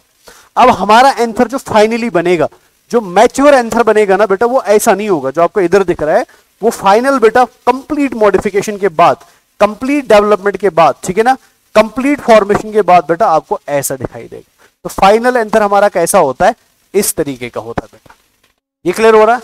अब ये स्ट्रक्चर में क्या क्या चीजें हमें पढ़नी है, इधर मैं कुछ चीजें बता देता हूं, स्ट्रक्चर की चीजें मैं आगे बता देता हूं बेटा। तो आई होप यहां पे आपको क्लियर हुआ कि आर्के सुपोरेज सेल्स क्या है, प्राइमरी सुपोरेजिनस सेल्स क्या है, प्राइमरी पैरेटल सेल्स क्या है, और कैसे हमारा एंथर 4 सुपोरेंजिया का बनता है, कैसे हमारे एंथर का एंथर वॉल बनता है, और फाइनल एंथर हमारा कुछ ऐसा दिखता है बेटा, जिसको मैं एक्सप्लेन करने की कोशिश करता हूं। ठीक है, पहली नजर रखिए आप ध्यान से बेटा। सबसे पहली चीज जो आपको एंथर के बारे में याद रखनी है बेटा, वो क्या याद रखनी है कि एंथर जो होता है बेटा, वो 2 लोब्स का बना होता है। नजर रखना ध्यान से। अगर मैं इस लाइन को बेटा बीच में खींचूं, दिख रहा है ना, तो आपको इधर से एक हिस्सा दिख रहा है और इधर से दूसरा। अब आप बोलोगे सर क्यों 2 लोब्स हम माने, रीजन इसके पीछे क्या है बेटा, वो नजर रखो ध्यान से। यहां आपको दिख रहा है बीच में खाली जगह बची हुई, ये देखो ध्यान से, यहां पे बीच में खाली जगह दिख रही है ना, ये खाली जगह यहां तक है, और बीच में ये कनेक्टिव है बेटा। तो मतलब अंदर से इनको बांटा 2 हिस्सों में कनेक्टिव ने, और बाहर से बांटा किसने बेटा, इस बीच वाली स्पेस ने। दिख रहे ना यहाँ पे बीच में स्पेस दिख रही है। तो ओवरऑल बेटा कनेक्टिव एंड स्पेस की वजह से बेटा एंथर के कितने लोब्स दिख रहे हैं, 2 लोब्स दिख रहे हैं। तो मैं इधर लाइन दोबारा खींच देता हूं, ठीक है, समझाने के लिए। तो यहां आपको, चलो मैं डॉटेड लाइन खींच देता हूं, वो ज्यादा बेटर रहेगा, ऐसे नजर रखें। तो यहां आपको ये डॉटेड लाइन दिख रही होगी बीच में, दिख रही है ना। तो इस डॉटेड लाइन ने बेटा क्या किया, एंथर के 2 हिस्से कर दिए। ये है बेटा राइट पार्ट ऑफ एंथर, ये है बेटा लेफ्ट, ये लेफ्ट पार्ट ऑफ एंथर और ये राइट पार्ट ऑफ एंथर। ये हो गया लेफ्ट लोब ऑफ एंथर और ये क्या हो गया, राइट लोब ऑफ एंथर। तो ओवरऑल शॉर्ट में बेटा एंथर के कितने लोब्स है, 2 लोब्स है ना। तो इसको लिख देते बेटा इधर ऐसे, एंथर लोब 1 बेटा। तो ये लोग है एंथर लोब 1, है ना। और ये पूरा हिस्सा क्या है बेटा शुभा, ये है anther lobe 2, anther lobe 2। Clear है। तो पहली बात बेटा, इससे मेरे को क्या समझ आ रही है कि एंथर कितने लोब्स का बना है बेटा, 1 का बना है, 2 का बना है, 3 का बना है कि 4 का बना है। तो आंसर आएगा एंथर बाई लोब्ड है बेटा, एंथर हो गया बाई लोब्ड। ये क्लियर है। अब अगर आप एक लोब की तरफ नजर डालोगे बेटा, ये पूरा का पूरा एंथर दिख रहा है, तो मैं खाली एक लोब की तरफ अभी देख रहा हूं बेटा। तो इस एक लोब के अंदर बेटा आपको ये 4 बड़े बड़े स्ट्रक्चर दिख रहे हैं ना। इधर एक फूला हुआ स्ट्रक्चर, फिर और एक फूला हुआ स्ट्रक्चर, फिर अगेन यहाँ पे एक फूला हुआ स्ट्रक्चर, फिर अगेन एक फूला हुआ स्ट्रक्चर बेटा, दिख रहा है ना। ये फूले हुए स्ट्रक्चर जो आपको यहाँ पे दिख रहे हैं ना, they are called as theca बेटा। इसको मैं हाईलाइट कर देता हूं, ठीक है ना। इसको हम क्या नाम देते हैं, ऐसे,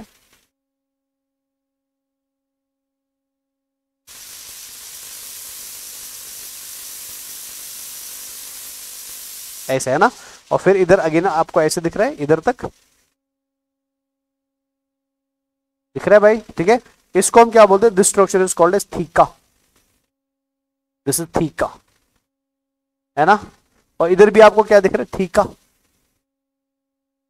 सर दिख रहा है कि नहीं, तो कितना थीका दिख रहा है बेटा, 2 थीका दिख रहा है ना।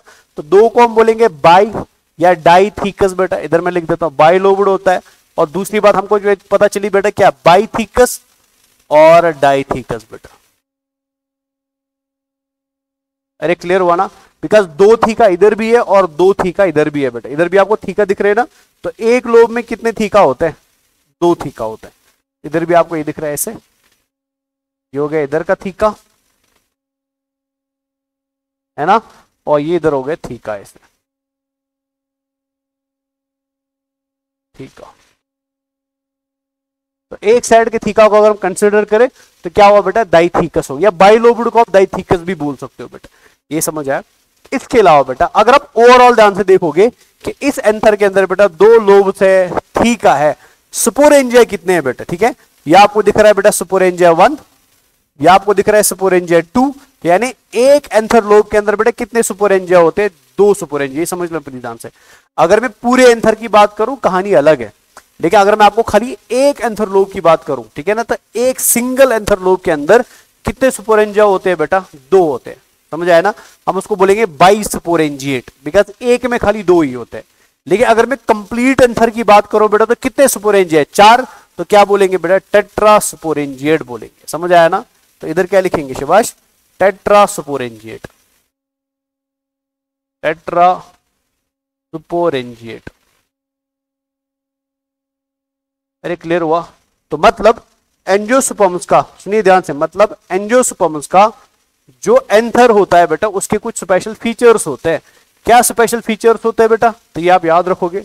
स्पेशल फीचर्स क्या क्या शाबाश, anther of angiosperms is bilobed, it is dithecous बेटा, ठीक है ना, and it is tetrasporangiate. Bilobed का मतलब ओवरऑल 2 लोब से, बिकॉज बीच में कनेक्टिव, और ये वर्टिकल स्पेस या वर्टिकल ग्रू है बेटा। इसमें इसको मैं लिख भी देता हूं, ठीक है, आगे लिखूंगा। और इसके अलावा बेटा हमारे पास डाइथीकस का मतलब इसमें 2 थीका एक साइड में पाए जाते हैं बेटा, या 2 लोब को भी 2 थीका बोला जाता है। और इसमें 4 स्पोरेंजिया होते हैं बेटा, इसलिए क्या बोलते हैं, टेट्रास्पोरेंजिएट स्ट्रक्चर बोलते हैं। ये क्लियर है। ये आपके एनसीईआरटी के अंदर लिखा है बेटा, anther is bilobed tetrasporangiate dithecous structure. तो आई होप समझ गया बाइलोब्ड का मतलब क्या है, डाइथीकस का मतलब क्या है, और टेट्रास्पोरेंजिएट का मतलब क्या है बेटा, ये समझ आया। तो ये तो मैंने आपको बेटा एंथर का डेफिनेशन बता दिया। अभी हम पढ़ते बेटा इसका स्ट्रक्चर। बट स्ट्रक्चर पढ़ने से पहले और एक चीज आप यहां पे याद रखोगे, अगर आप एंथर के साइड्स को ध्यान से देखोगे ना, तो साइड्स ऑफ एंथर में बेटा आपको एक गैप दिख रही है, इधर दिख रहा है, अंदर की तरफ बेंड हुआ बेटा ऐसे, ये आपको इधर गैप दिख रही है इधर से, है ना, और इधर भी बेटा ये गैप दिख रही है। इस गैप को एनसीईआरटी लिख रही है लॉन्जिट्यूडनल ग्रूव बेटा। इस गैप को हम क्या बोलते हैं शाबाश, लॉन्जिट्यूडनल ग्रूव बेटा, ठीक है। और इसी लॉन्जिट्यूडनल ग्रूव को मैं आगे जाके और एक नाम दूंगा, इसको मैं आगे जाके स्टोमियम बोलूंगा, वो हम उधर डिस्कस करेंगे। बस यहां पे आप याद रखो लॉन्जिट्यूडनल ग्रूव बेटा, ठीक है। सो आई होप ये पूरा आप एक बार देख लीजिए ध्यान से, फिर मैं आगे बढ़ता हूं। तो ये पूरा क्लियर हो गया। इजी पॉइंट है बेटा, इजी टॉपिक है, आप बस इसको अच्छे से याद रख लो एक बार, ठीक है। अब देखो, मैंने आपको शुरुआत में भी बोला यार, देखो मेरा, आप बोलोगे सर एनसीईआरटी में ये सब कुछ नहीं है, एनसीईआरटी में है, मैं लाइन बाय लाइन प्रूव करूंगा, है, बट कुछ चीजें नहीं है बेटा, बिकॉज फाइनल एक्सप्लेनेशन से पहुंचने से पहले ना आपको उसके बेसिक्स पता होने चाहिए।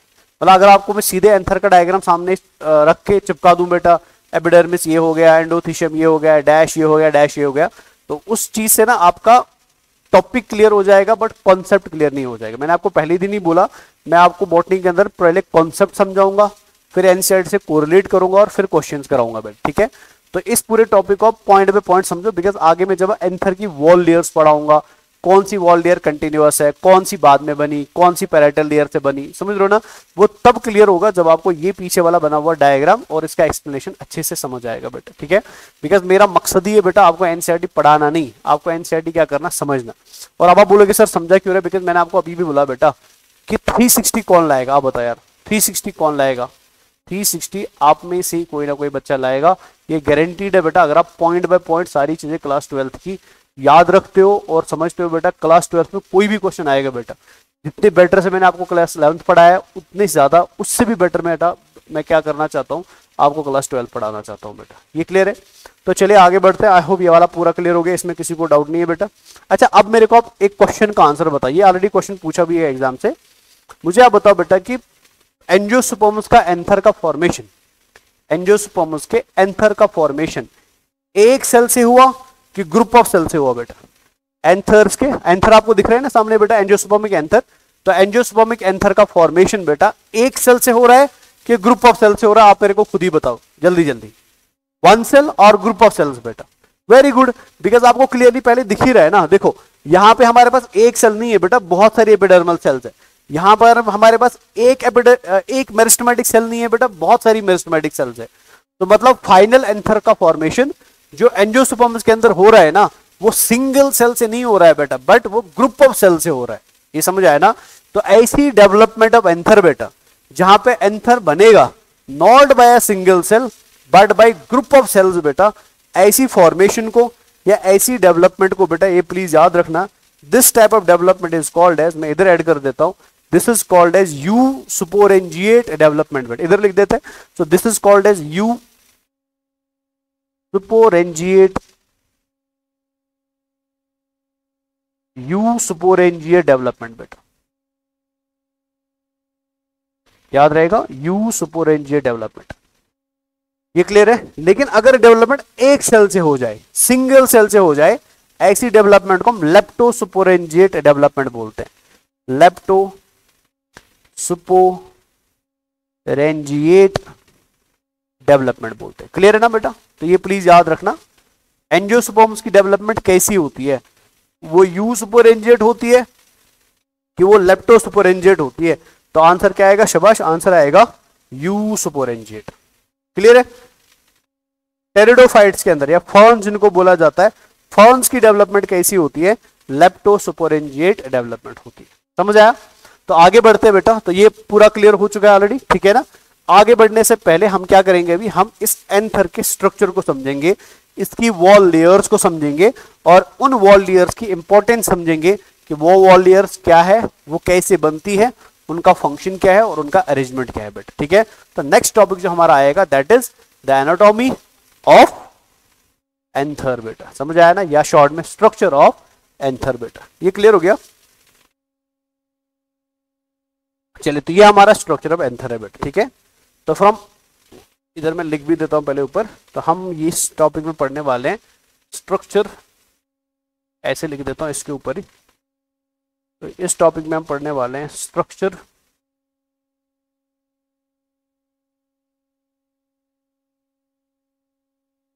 ऑफ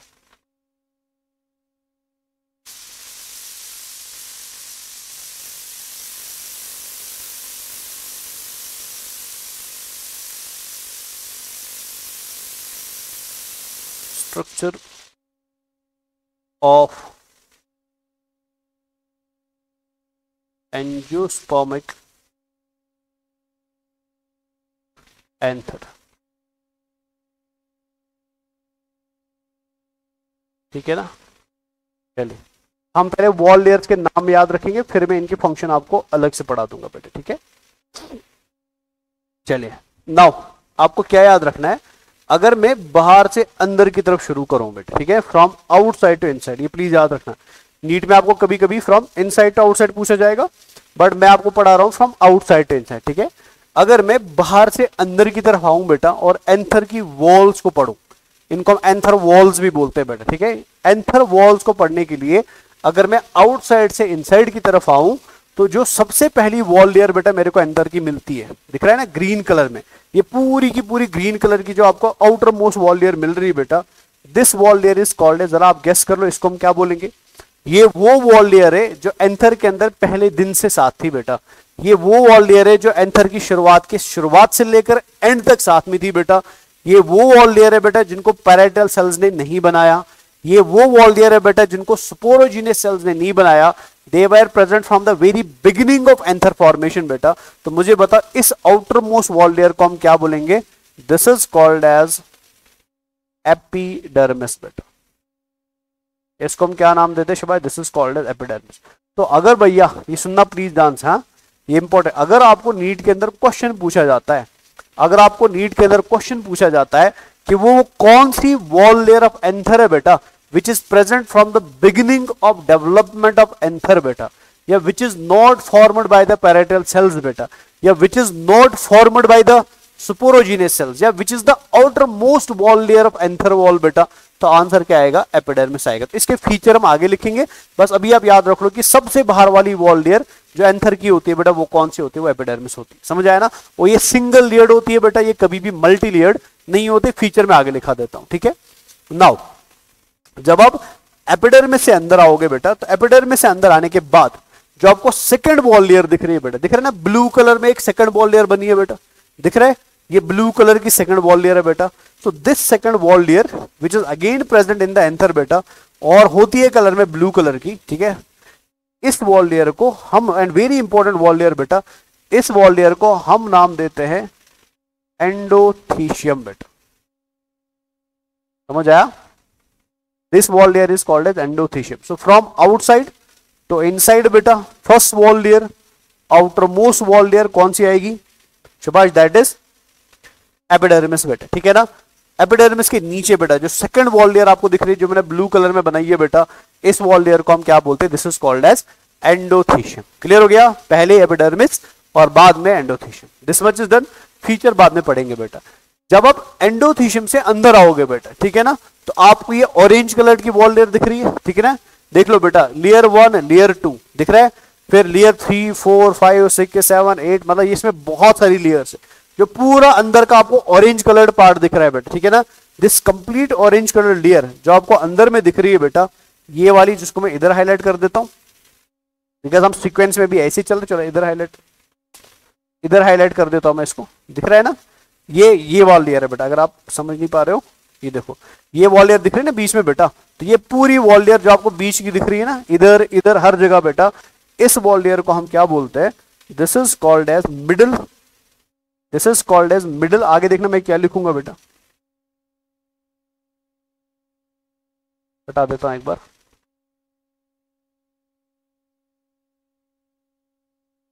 इसको मैं इधर लाता हूं, ठीक है ना, थोड़ा नीचे, तो ये वॉल लेयर की मैं बात कर रहा हूं, ठीक है ना। So this layer is called as middle layers बेटा। मैंने हर जगह लेयर लिखा, बट यहां पे लेयर्स ऐड किया मैंने, बिकॉज ये वॉल लेयर जो है ना बेटा, ये एक लेयर की नहीं बनी होती है, ये मल्टी लेयर्ड होती है बेटा, समझ आया ना। यानी middle layers of anther wall are not single layered, they are always multi layered बेटा। तो अगर आपसे क्वेश्चन पूछा जाए नीट के अंदर, वो कौन सी एंथर वॉल लेयर है बेटा जो मल्टी लेयर्ड होती है, तो आंसर क्या आएगा बेटा, मिडल लेयर्स आएगा। ये समझ आया ना। अब मिडल लेयर से जब आप अंदर जाओगे बेटा, ठीक है, फर्दर अंदर जाओगे, तो आपको और एक एंथर वॉल लेयर दिखाई दे रही है जो येलो कलर में बनी है बेटा। इसको मैं चलो इधर से ले ले लो, दिख रहा है ना, ये येलो कलर्ड वॉल लेयर है बेटा, हाईलाइट कर देता है, ये येलो कलर्ड वॉल लेयर है बेटा, दिख रहा है भाई, ये वॉल लेयर की मैं बात कर रहा हूं जो आपको गोल आकार की दिख रही है। सो दिस वॉल लेयर जो आपको इधर भी दिख रही है, इधर भी दिख रही है बेटा, दिख रहा है ना। सो इस वॉल लेयर को बेटा, ठीक है, which is the inner most wall layer, सबसे अंदर वाली वॉल लेयर यही होती है बेटा, ठीक है ना। इस वॉल लेयर को हम नाम देते हैं टैपेटम, ठीक है। और ये बहुत इंपॉर्टेंट वॉल लेयर भी है, बिकॉज इसकी बहुत सारी फंक्शंस भी पाई जाती है, फंक्शंस में आपको आगे लिखा दूंगा बेटा, ठीक है। ये होती है टैपेटम बेटा, ये समझ आया ना।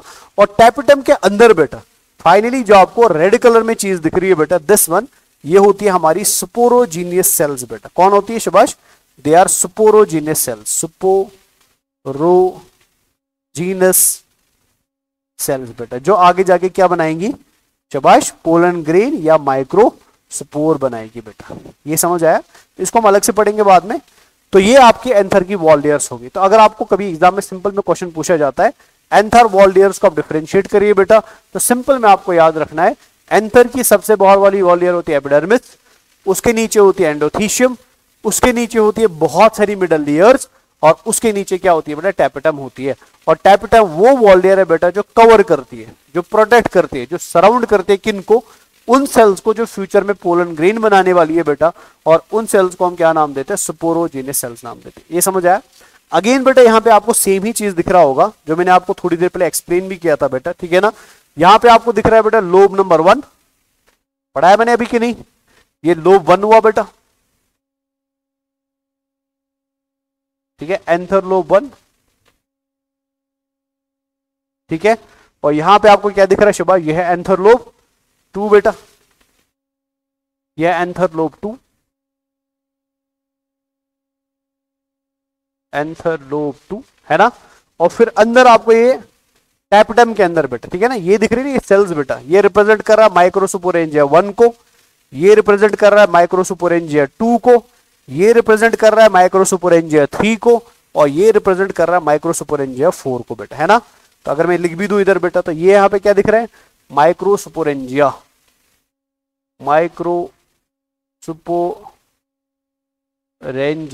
1 है ना। इधर दिख रहा है माइक्रोस्पोरेंजिया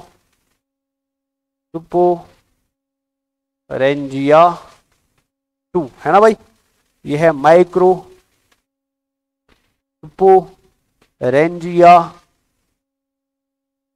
3, और ये है शबाश माइक्रोस्पोरेंजिया 4, माइक्रोस्पोरेंजिया 4। तो टोटल कितने माइक्रोस्पोरेंजिया हो गए, 4। सो 2 लोब ऑफ एंथर के अंदर कितने माइक्रोस्पोरेंजिया पाए जाते हैं, 4। इसलिए इसको हमने क्या लिखा थोड़ी देर पहले, टेट्रा सुपोरेंजिएट लिखा बेटा, क्या लिखा शाबाश, टेट्रा सुपोरेंजिएट लिखा बेटा, याद आया कुछ। और क्या लिखा, बाइलोब्ड लिखा बेटा, ठीक है, क्या लिखा, डाइथीकस लिखा।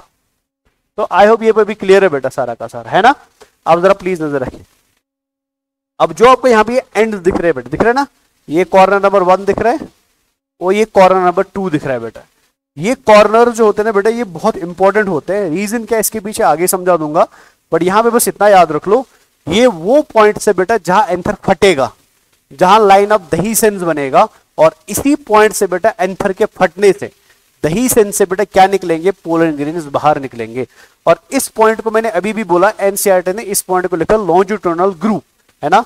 और यहां पे मैं इसका और एक नाम लिखना चाहता हूं बेटा, इसको हम स्टोमियम बोलते हैं, स्टोमियम बोलते हैं बेटा, क्या बोलते हैं शाबाश, this point is called as stomium. और एनसीईआरटी ने इसी को क्या लिखा, लॉन्जिट्यूडिनल ग्रूव लिखा बेटा, इसको हम स्टोमियम भी बोलते हैं या लॉन्जिट्यूडिनल ग्रूव भी बोलते हैं। अब ये कैसे इंपॉर्टेंट होता है दही सेंस के लिए, वो आपको आगे थोड़ी देर में मैं समझा दूंगा, बस अभी अब नाम याद रख लो बेटा, ठीक है ना। यहां तक क्लियर है, आगे बढ़ते हैं।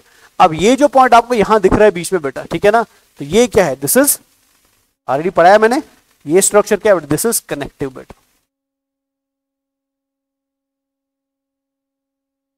दिस इज कनेक्टिव बेटा। ये हो गया खत्म, क्या, स्ट्रक्चर ऑफ एंथर बेटा, ये क्लियर हो गया। तो प्लीज ये याद रखना बेटा, अगर एग्जाम में क्वेश्चन पूछा जाए, arrange the layers of anther wall from outside to inside बेटा, तो उसमें ए में आएगा एपिडर्मिस, बी में आएगा एंडोथीशियम, सी में आएंगे मिडल लेयर्स, और डी में क्या आएगा बेटा शाबाश, टैपेटम। और टैपेटम के अंदर वाला पूछा जाए तो फिर वो क्या होगा, स्पोरोजिनस टिश्यू। लेकिन इनसाइड टू आउटसाइड पूछा जाए तो इनसाइड टू आउटसाइड में बेटा 1 में आएगा टैपेटम, 2 में आएगा मिडल लेयर, 3 में आएगा एंडोथीशियम, और 4 में क्या आएगा, एपिडर्मिस आएगा। सो this is end of structure of anther बेटा। तो यहाँ पे पूरा का पूरा एंथर का स्ट्रक्चर आई होप मैंने अच्छे से समझा दिया, और आपको शायद अच्छे से क्लियर भी हो गया बेटा। यहां तक तो समझ आया, ये क्लियर है। अब देखो आगे बढ़ते हैं, ठीक है ना। अब हम क्या करते हैं, हम इन्हीं लेयर्स को जो मैंने आपको यहाँ पढ़ाई ना, अच्छा यहाँ पे और एक भी बात याद रख लेना आप, तो मैं कैसे हाईलाइट करूं, ग्रीन से ले लेता हूं मैं, ठीक है। यहां पे आपको और एक बात भी याद रखनी है बेटा, ठीक है, इधर मैं ऐड कर देता हूं, ऐसे लिख देता हूं मैं इधर। देखो मैंने इसको भी क्या बोला, ए बोला है ना, देखो A plus B plus C plus D, यानी epidermis plus endothecium plus middle layer plus tapetum बेटा, ठीक है ना। इन सबको अगर मैं मिला दूं ना एक साथ, इनको साथ में मिला के बेटा हम बोलते हैं anther wall, this is called as anther wall बेटा।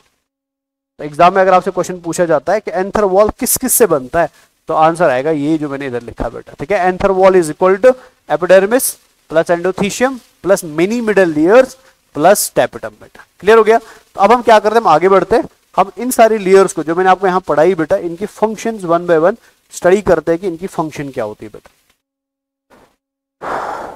चलिए, तो सबसे पहले मैं इधर हाईलाइट कर देता हूं इस लेयर को, इसकी फंक्शन में इधर ही लिख दूंगा ऊपर, ठीक है ना। तो लेयर का नाम क्या है बेटा शाबाश, एपिडर्मिस।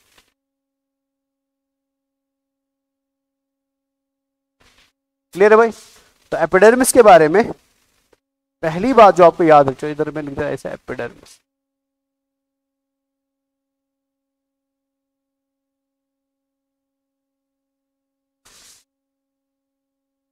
एपिडर्मिस के बारे में जो पहली बात आपको याद रखनी है बेटा, वो ये याद रखनी है कि एपिडर्मिस जो होती है बेटा, ये outer most anther wall layer होती है बेटा। क्या होती है शाबाश, ये होती है, ऐसा लिख देते हैं, outer most anther wall layer, है ना। दूसरी बात इसके बारे में जो आपको याद रखनी है बेटा, it is the wall layer which is present from the beginning of formation बेटा। ये वो वॉल लेयर है जो शुरुआत से पाई जाती है बेटा, जो शुरुआत जब एंथर के बनने की हुई थी, ये वॉल लेयर तब से पाई जाती है, ठीक है ना। दूसरा पॉइंट। तीसरा पॉइंट याद रखना बेटा, ये प्रोटेक्टिव इन नेचर होती है बेटा। इसका काम क्या होता है कि अंदर जो वॉल लेयर्स होती है ना बेटा, उनको क्या करना, प्रोटेक्ट करना, ठीक है। एंड लास्ट पॉइंट जिसके बारे में आपको याद रखना है, वो याद रखना है, it is the only wall layer बेटा, ठीक है ना, इन the anther wall. It is the only wall layer in the anther wall बेटा, जो पैराइटल सेल से नहीं बनती। समझ आया। तो मैं इधर लिख देता हूं 1 बाय 1 सारे पॉइंट्स को। तो पॉइंट नंबर 1 आप क्या याद रखोगे बेटा, इधर लिख देते हैं शाबाश, outer most anther wall layer, anther wall layer, पहला पॉइंट है ना। दूसरा पॉइंट याद रखेंगे बेटा, present from the beginning of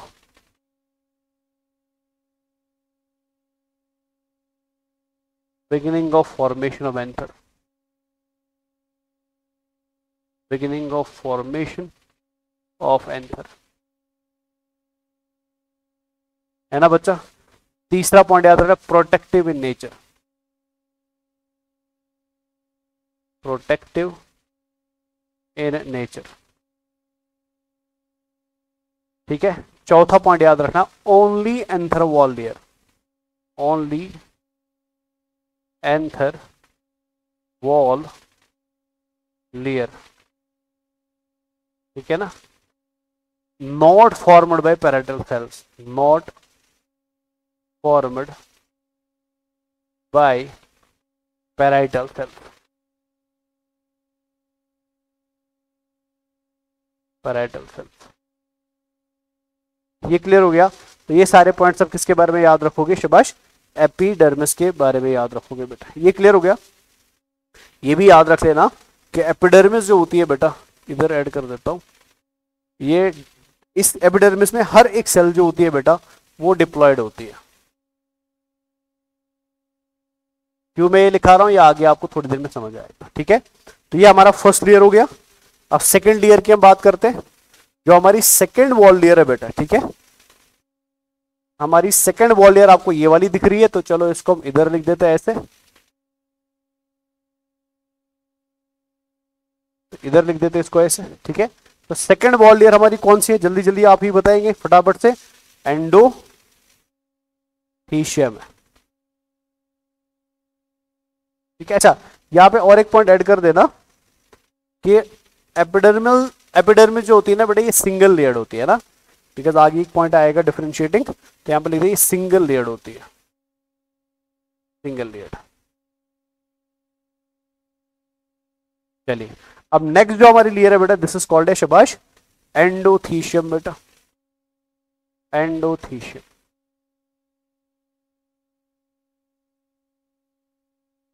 अब एंडोथीशियम बड़ी इंपॉर्टेंट लेयर है, इसको सुनना आप ध्यान से, बिकॉज दिस इज इंपॉर्टेंट बेटा।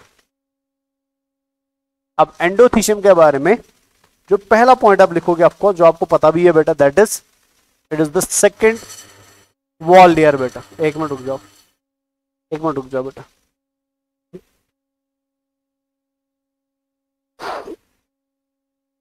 चलिए, घंटी बज गया, आगे बढ़ते हैं। तो एंडोथीशियम क्या है बेटा, शाबाश सेकंड वॉल लेयर है, पहला पॉइंट यही लिखेंगे। दूसरा बेटा, it is present below the epidermis, पूछा जा सकता है क्वेश्चन बेटा, इसको लिखेंगे, ठीक है। तीसरा बेटा, ये भी डिप्लॉयड नेचर की होती है, इसको भी हम ऐड करेंगे इस पॉइंट को, ठीक है। चौथा, ये भी सिंगल लेयर्ड होती है बेटा, एज दैट ऑफ एपिडर्मिस बेटा, ठीक है। और पांचवा पॉइंट इंपॉर्टेंट है बेटा, उसको हम थोड़ा डिटेल में लिखेंगे, इसलिए इसको अलग करूंगा बेटा, ठीक है। तो इधर पहला पॉइंट लिख देते हैं। तो फर्स्ट पॉइंट क्या लिखेंगे शाबाश, इधर लिख देते हैं। तो पहला पॉइंट आएगा सेकंड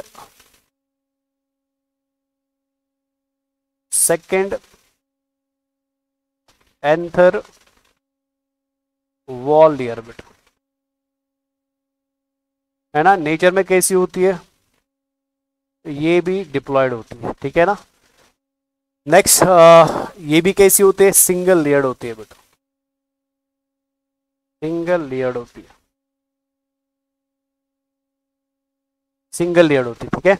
सेकंड वॉल लेयर है बेटा, ये डिप्लॉयड नेचर की है, ठीक है, सिंगल वॉल लेयर है। थर्ड इंपॉर्टेंट पॉइंट याद रखना, first anther wall layer important है, फर्स्ट एंथर वॉल लेयर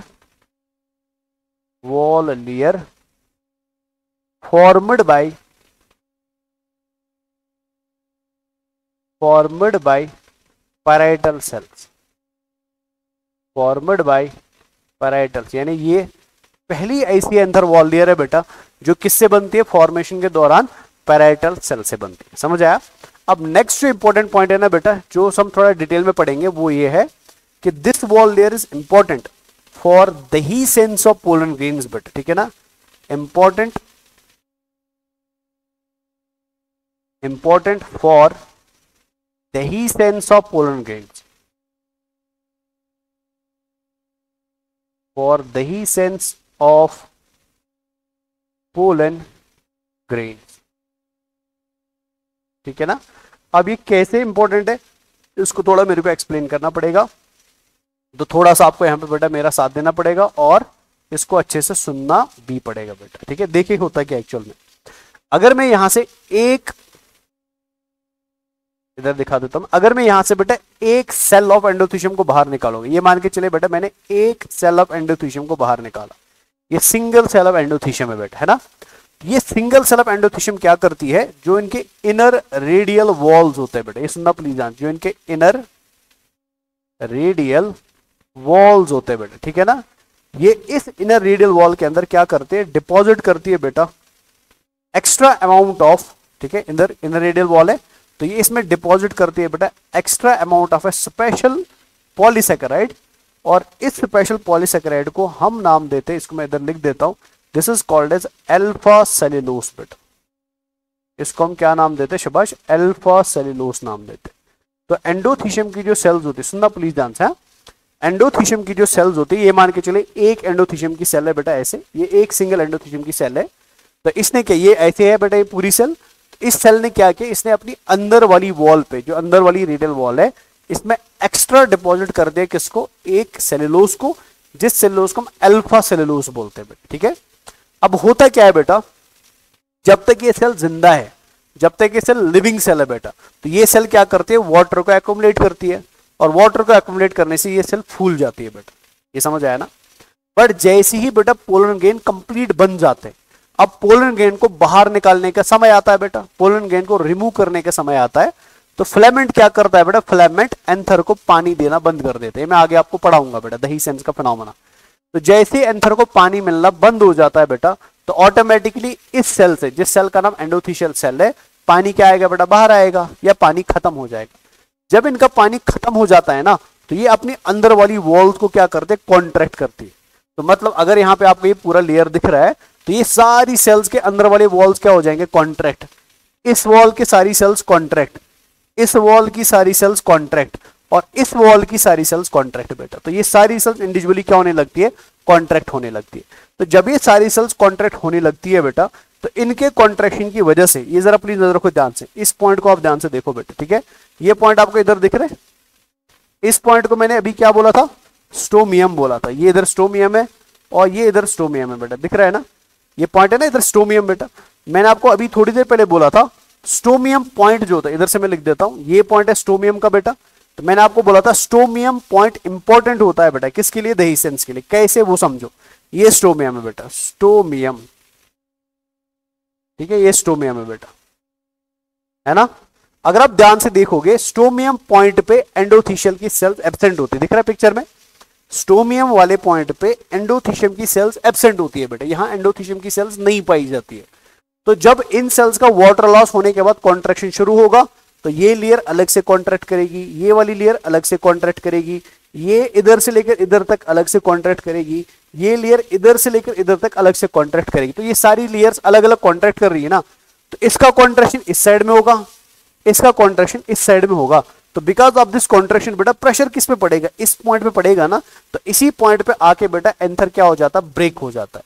जिस ब्रेकेज ऑफ एंथर को हम क्या बोलते हैं, dehiscence बोलते हैं बेटा। और जब एंथर ब्रेक होगा तो अंदर से बाहर कौन आते हैं, पोलन ग्रेन्स आते हैं। ये समझ आया। तो इसलिए मैंने यहां पे लिखाया कि एंडोथीशियम इंपॉर्टेंट है बेटा, किस फिनोमेना के लिए Subhash, it is important for dehiscence of pollen grains बेटा। ये क्लियर है ना, क्यों ये इंपॉर्टेंट है dehiscence ऑफ पोलन ग्रेन के लिए, बिकॉज एंडोथीशियल सेल्स जो है ना बेटा, वो मैच्योरिटी पे मर जाती है। इधर मैं एड पॉइंट कर देता हूं, एंडोथीशियल सेल जो है बेटा, ये डेथ हो जाती है, ठीक है, डाई एट मैच्योरिटी। क्यों ये डाई एट मैच्योरिटी होती है, बिकॉज इनके अंदर से पानी खत्म होने लगता है। तो जब पानी खत्म होगा तो अल्फा सेलुलोज कॉन्ट्रैक्ट कराएगा इनर वॉल्स को, कॉन्ट्रैक्शन की वजह से प्रेशर किस पे पड़ेगा, स्टोमियम पॉइंट पे पड़ेगा, और स्टोमियम पॉइंट पे एंथर क्या हो जाता है, पूरा का पूरा ब्रेक हो जाता है। तो अंदर से बाहर कौन निकलना शुरू हो जाती है, जल्दी जल्दी शाबाश, पोलन ग्रेन निकलना शुरू हो जाती है। तो इस वजह से बेटा हम बोलते हैं important for the sense of pollen grain at maturity बेटा। तो जब पोलन ग्रेन मैच्योर हो जाते हैं तो मैच्योरिटी पे पोलन ग्रेन को बाहर निकालने के लिए कौन सी लेयर इंपॉर्टेंट होती है, एंडोथीशियम होती है। ये समझ आया। तो ये हमारा एंडोथीशियम खत्म हो जाता है।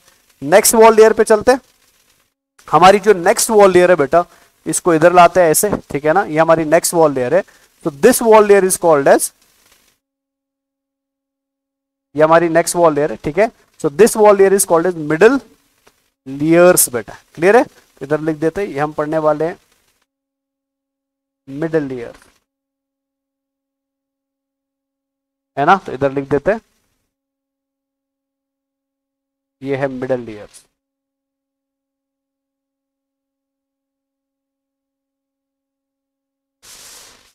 तो मिडल लेयर्स के बारे में जो पहली बात आप याद रखेंगे बेटा, दैट इज,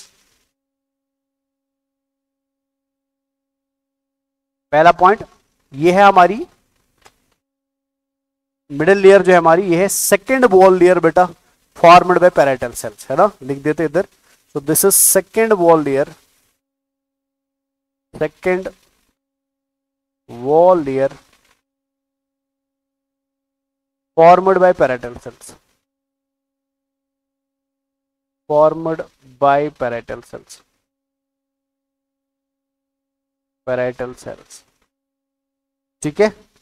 दूसरा पॉइंट याद रखेंगे, ये भी नेचर में होती है डिप्लॉयड, इसकी भी सारी सेल्स कैसी होते हैं, डिप्लॉयड होती है बेटा, ठीक है। इधर भी आपने लिखा सिंगल लेयर्ड, इधर भी आपने लिखा सिंगल लेयर्ड, लेकिन ये वो लेयर है बेटा, this is the only wall layer in anther जो क्या होती है, मल्टी लेयर्ड होती है, only multi layered, only multi layered anther wall layer, anther wall layer. ये क्लियर हो गया ये समझ आया ना बेटा, ठीक है ना। अब नेक्स्ट, अब इनका काम क्या होता है बेटा, मिडल लेयर्स का, मिडल लेयर्स बेचारी क्या करती है बेटा, ये बहुत सारी सेल्स है ना, बीच में बहुत सारी सेल्स है, ठीक है ना। किसके आसपास है बेटा, टैपिटल सेल्स के आसपास है, और उनके अंदर कौन है बेटा, शाबाश, स्पोरोजिनस सेल्स या फ्यूचर में बनने वाली माइक्रोस्पोर मदर सेल्स है बेटा। तो ये मिडल लेयर्स क्या करती है, जैसे जैसे माइक्रोस्पोर सेल्स बनने लगती है ना, तो middle wall layers Aahista Aahista degenerate होना शुरू हो जाती है। जैसे जैसे एंथर मैच्योरिटी की तरफ बढ़ेगा, तो मैच्योरिटी पे आते आते मिडल लेयर की सेल्स क्या होने लगती है, खुद ही ब्रेक होने लगती है। और क्यों ब्रेक होती है, बिकॉज इनकी ब्रेकेज के बाद जो इनसे न्यूट्रिशन निकलती है ना बेटा, वो न्यूट्रिशन कौन खाती है, शाबाश, माइक्रोस्पोर मदर सेल्स और स्पोरोजिनस सेल्स खाती है। तो मतलब इस लेयर का काम क्या है बेटा, मेन काम तो प्रोटेक्शन तो करता ही करता है, बट प्रोटेक्शन के अलावा बेटा इसका काम क्या है, ये सेल्स बेटा प्रोवाइड करती है, ठीक है, provide nutrition, provide nutrition to microspore mother cells बेटा, ठीक है ना, ड्यूरिंग मैच्योरेशन। समझ आया ना। तो इसी वजह से बेटा ये क्या होते हैं, डिजेनरेट होते हैं, डिजेनरेट होती है बेटा टिल मैच्योरिटी। ये समझ आया। यानी अगर आप यहां पे और एक पॉइंट भी याद रखोगे ना, मैच्योर एंथर के अंदर बेटा एपिडर्मल लेयर होगा, बिकॉज वो डिजेनरेट नहीं होता है, लेकिन मैच्योर एंथर के अंदर बेटा आपको एंडोथीशियम मिलेगा बेटा, लेकिन कुछ पॉइंट्स पे नहीं मिलेगा, एग्जाम्पल फॉर एग्जाम्पल स्टोमियम।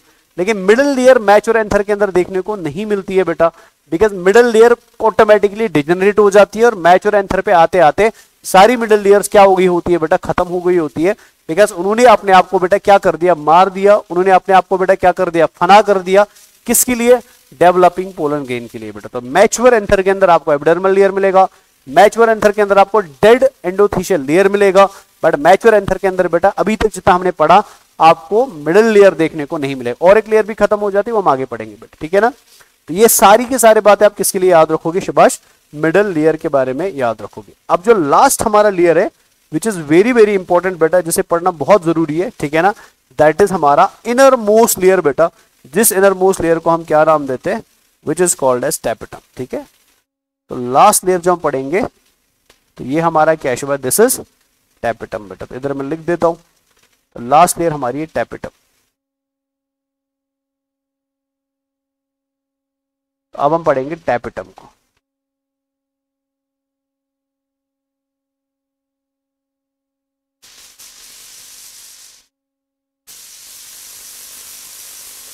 तो टैपेटम के बारे में पहली बात जो ऑलरेडी आपको समझ ही गए हो बेटा, दैट इज ये होती है इनर मोस्ट वॉल लेयर बेटा, इसको इधर लिख देता है। ठीक है, दूसरा ये होती है सिंगल लेयर बेटा, है ना, जो आप ऑलरेडी पता ही है। तीसरा बेटा जो बड़ी इंपॉर्टेंट है, ये ओनली वॉल लेयर है बेटा जो डिप्लॉयड भी हो सकती है, ट्रिप्लॉयड भी हो सकती है, टेट्राप्लॉयड भी हो सकती है, या शॉर्ट में पॉलीप्लॉयड भी हो सकती है बेटा। ठीक है ना, तो मैं पॉइंट 1 बाय 1 लिख देता हूं। तो ये है बेटा इनर मोस्ट वॉल लेयर। ठीक है, दिस इज इनर मोस्ट, ये है इनर मोस्ट वॉल लेयर। ठीक है, ये भी किससे बनता है, पैराइटल सेल से, मेड ऑफ पैराइटल सेल्स बेटा। क्लियर है बच्चा? ठीक है ना। नेक्स्ट बेटा ये होती है पॉलीप्लॉयड। पॉलीप्लॉयड मतलब ये डिप्लॉयड भी होती है, ट्रिप्लॉयड भी होती है, या टेट्राप्लॉयड भी हो सकती है बेटा। ये क्लियर हो गया ना। सो इनर मोस्ट वॉल लेयर है। थर्ड वॉल लेयर है जो पैराइटल सेल से बनता है बेटा। ठीक है ना। इसके अलावा और एक पॉइंट, ये भी होती है सिंगल लेयर्ड बेटा, it is also single layered, ये भी होती है सिंगल लेयर्ड। ठीक है ना। अब इसकी फंक्शंस क्या है, फंक्शंस में आपको इधर अलग से समझा देता हूं, नजर रखिए प्लीज ध्यान से बेटा। ठीक है, on the base of function of tapetum, tapetum को हम 2 हिस्सों में डिवाइड करते हैं बेटा। ठीक है, सुनना प्लीज ध्यान से। ठीक है, आगे पहले आप इसको अगर आप रीड करना चाहते हो इसको जल्दी जल्दी आप रीड कर लो बेटा।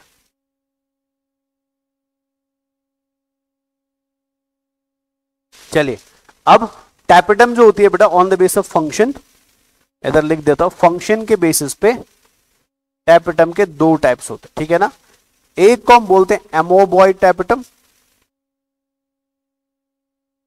एमोबॉइड टैपेटम, दूसरे को हम बोलते हैं सिक्रीटरी टैपेटम, दूसरे को हम बोलते हैं सिक्रीटरी टैपेटम। याद रहेगा, फंक्शन इसकी बहुत सारी है, it is one of the most important wall layers बेटा, और फंक्शन के बेसिस पे हम इसको 2 पार्ट्स में डिवाइड करते हैं। One is called as amoeboid tapetum and another is called as secretory tapetum. समझ आया? अब एमोबॉइड टैपेटम का मतलब क्या होता है इसको मैं समझा देता हूं आपको इधर बेटा, ये जरा प्लीज नजर रखना ध्यान से, येलो कलर ही में ले लेता हूं, नजर रखिए ध्यान से बेटा। एमोबॉइड टैपेटम का मतलब क्या होता है, ये मान के चलिए हमारी टैपेटम है बेटा। ठीक है, लेकिन ये टैपेटम कौन सी है, एमोबॉइड टैपेटम है, तो ये इसकी सेल्स हो गई बेटा, ये हमारी एमोबॉइड टैपेटम है और ये इसकी सेल्स है बेटा, है ना, और अंदर होंगी सुपोरोजिनस सेल्स। तो एमोबॉइड टैपेटम का मतलब क्या होता है, ये ऐसा टैपेटम है बेटा जिसकी सारी सेल्स जो है बेटा, मतलब टैपेटल सेल जो है वो आपस में फ्यूज हो जाती है, ऑल सेल्स फ्यूज टुगेदर। ये सारी सेल्स क्या हो जाती है बेटा, फ्यूज हो जाती है।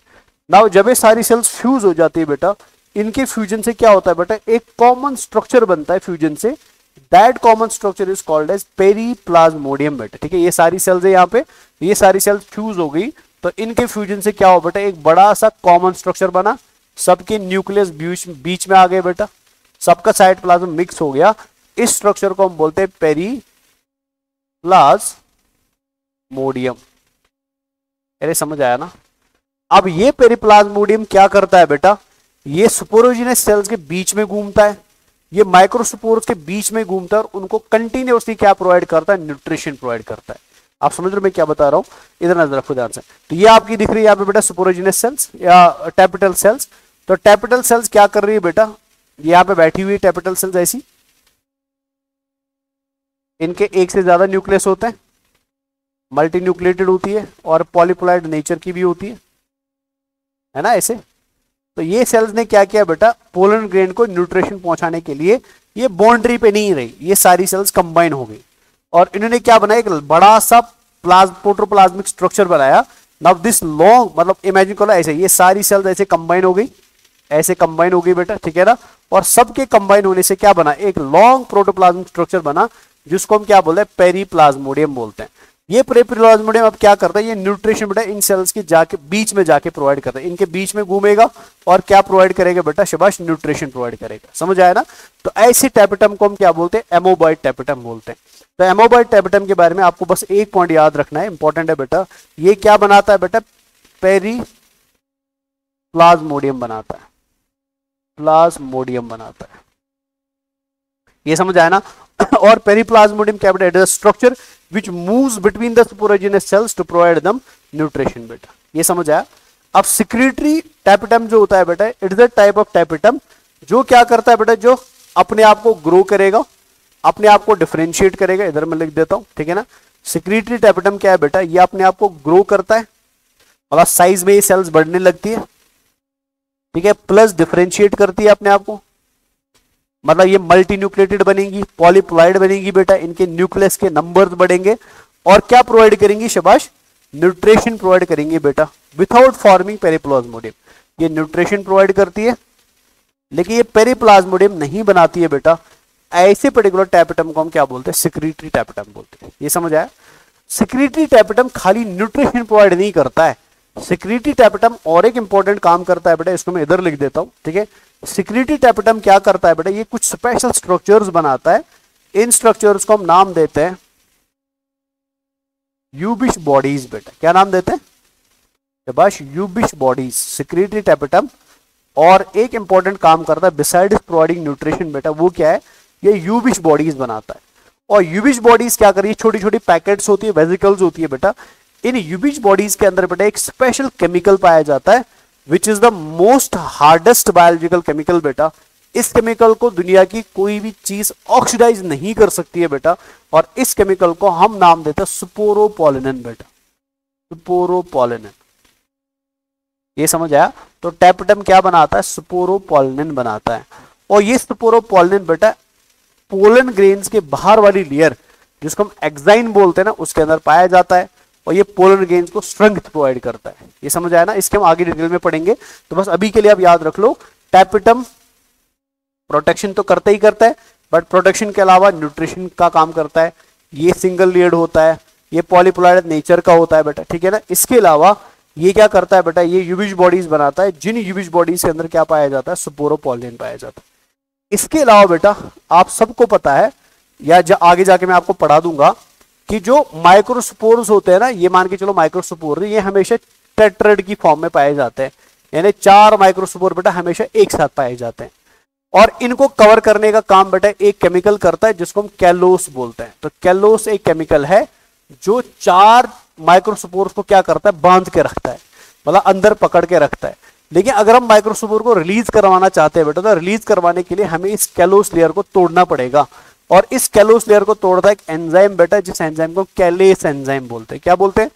और वो कैलेस एंजाइम भी कौन रिलीज करता है? वो भी रिलीज करता है टैपेटम बेटा। अरे समझ आया? तो मतलब टैपेटम की बहुत सारी फंक्शंस है। It provides nutrition, it produces Ubisch bodies, it produces sporopollenin, it produces callase enzyme, dash and dash and dash, these all are functions of tapetum बेटा। ये क्लियर हो गया? तो यहां पे हमारा वॉल लेयर भी खत्म हो जाता है और इनकी इंडिविजुअल फंक्शंस भी खत्म हो जाती है। ये क्लियर हो गया ना बेटा? इसके अलावा और एक इंपॉर्टेंट फंक्शन इसका है, अगर आप वो लिखना चाहते हो, एक मिनट, बिस्मिल्लाह, ठीक है। इसके अलावा इसका और एक इंपॉर्टेंट फंक्शन भी है, वो क्या है बेटा? ये पोलन किट का फॉर्मेशन भी करता है। पोलन किट का फॉर्मेशन भी करता है। अब पोलन किट क्या होता है कि जो इंसेक्ट पॉलिनेटिंग फ्लावर्स होते हैं ना, जिनको पॉलिनेट इंसेक्ट्स करते हैं, जिनको एंटेमोफिलस फ्लावर्स भी बोलते हैं, उनके पोलन ग्रेन्स में ना एक गोल्डन कलर का स्पेशल पिगमेंट पाया जाता है, केमिकल पाया जाता है, फैटी स्ट्रक्चर होता है, जो पोलन ग्रेन्स को मोर अट्रैक्टिव बनाता है, ठीक है ना। तो वो चीज भी कहां से प्रोड्यूस होती है बेटा? That is also produced by tapetum. ये क्लियर हो गया? सो दिस इज ऑल अबाउट, शाबाश, आपका एंथर, आपके एंथर के स्ट्रक्चर क्लियर है ना, और इसकी फंक्शंस बेटा। तो आई होप यहां तक सारा कुछ क्लियर है। नेक्स्ट क्लास के अंदर जो हम नेक्स्ट क्लास लेंगे, ठीक है, उसमें हम पढ़ेंगे बेटा, अच्छा ये एनसीईआरटी के अंदर दिया हुआ, ये आप घर पे देख लेना, ये एनसीईआरटी का डायग्राम मैंने यहां बना दिया है। तो एनसीईआरटी के डायग्राम में ये सबसे बाहर वाली लेयर है, ये उसके अंदर वाली लेयर है, ठीक है ना। मिडल लेयर यहाँ शो नहीं करी गई है, तो ये उसके अंदर वाली लेयर है, ठीक है। या बीच में आप इधर खाली जगह पे मिडल लेयर को भी दिखा सकता हूँ, ठीक है ना। तो ये आप बता ही सकते हो बेटा, ये है एपिडर्मिस, जो एनसीईआरटी ने फिर हाईलाइट करके कुछ ऐसा बना दिया, तो यहाँ पे ये एपिडर्मिस हो गया। चलो इसको मैं ऐसे ले आता हूँ, तो ये इधर से एपिडर्मिस हो गया, है ना। नेक्स्ट है एंडोथीशियम। एंडोथीशियम, तो ये इधर से एंडोथीशियम हो गया बेटा, है ना। नेक्स्ट है मिडल लेयर्स। मिडल लेयर्स, और ये इधर से मिडल लेयर्स होगी बेटा, सॉरी ये इधर से मिडल लेयर्स होगी, ठीक है ना। और फाइनली ये टैपेटम, और ये इधर से टैपेटम हो गया बेटा, ठीक है। तो ये एनसीईआरटी की पिक्चर है, आप एक बार देख लेना खुद, ठीक है। तो इस पिक्चर की मैं बात कर रहा था, इसमें सारा मैंने कंप्लीट कर दिया आपको, ठीक है। तो ये मैंने आपको ऑलरेडी बता दिया पैराइटल सेल से क्या क्या बनता है, epidermis, endothecium, middle layers and tapetum. Epidermis एक ऐसी लेयर है जो पैराइटल सेल से नहीं बनती, बिकॉज ये शुरुआत में पाई जाती है। सुपोरोजिनस सेल से बनता है माइक्रोस्पोर मदर सेल, जो आगे जाकर माइक्रोस्पोर बनाएगा, जो हम कल वाली क्लास में पढ़ेंगे, ठीक है। तो ये मैंने आपको पूरा समझा दिया, इसको आप घर पे आराम से पढ़ेंगे, ठीक है। वैसे मैंने लिख भी दिया है, एमोबाइल टैपेटम ये हो गया। तो कल वाली क्लास के अंदर हम क्या पढ़ेंगे, माइक्रोस्पोरोजेनेसिस पढ़ेंगे, कैसे होती है, माइक्रोस्पोर टेट्राइड क्या होते हैं, माइक्रोस्पोर टेट्राइड की क्या क्या टाइप्स होती है, ये इंशाल्लाह सारा कुछ मैं आपको कल की क्लास में पढ़ाऊंगा, ठीक है। सो आई होप आज का लेक्चर आपको बहुत अच्छा लगा, ठीक है। तो आप मेहनत करते रहिए बेटा, आप पढ़ते रहो, because I am doing my best on my side, and I know कि यार जो भी बच्चा क्लास में है, ठीक है, या घर पे देख रहा है, इंशाल्लाह बहुत अच्छे से इसको तैयार करेगा। और 12th बॉटनी के अंदर इंशाल्लाह हम कोई भी ऐसा पॉइंट नहीं छोड़ेंगे बेटा जो एग्जाम में पूछा जाए और आपसे ना हो बेटा, ठीक है। तो आप भी मेहनत करते रहिए, हम भी करेंगे इंशाल्लाह, best of the best result provide करेंगे। Till then take care and खुदा हाफिज़।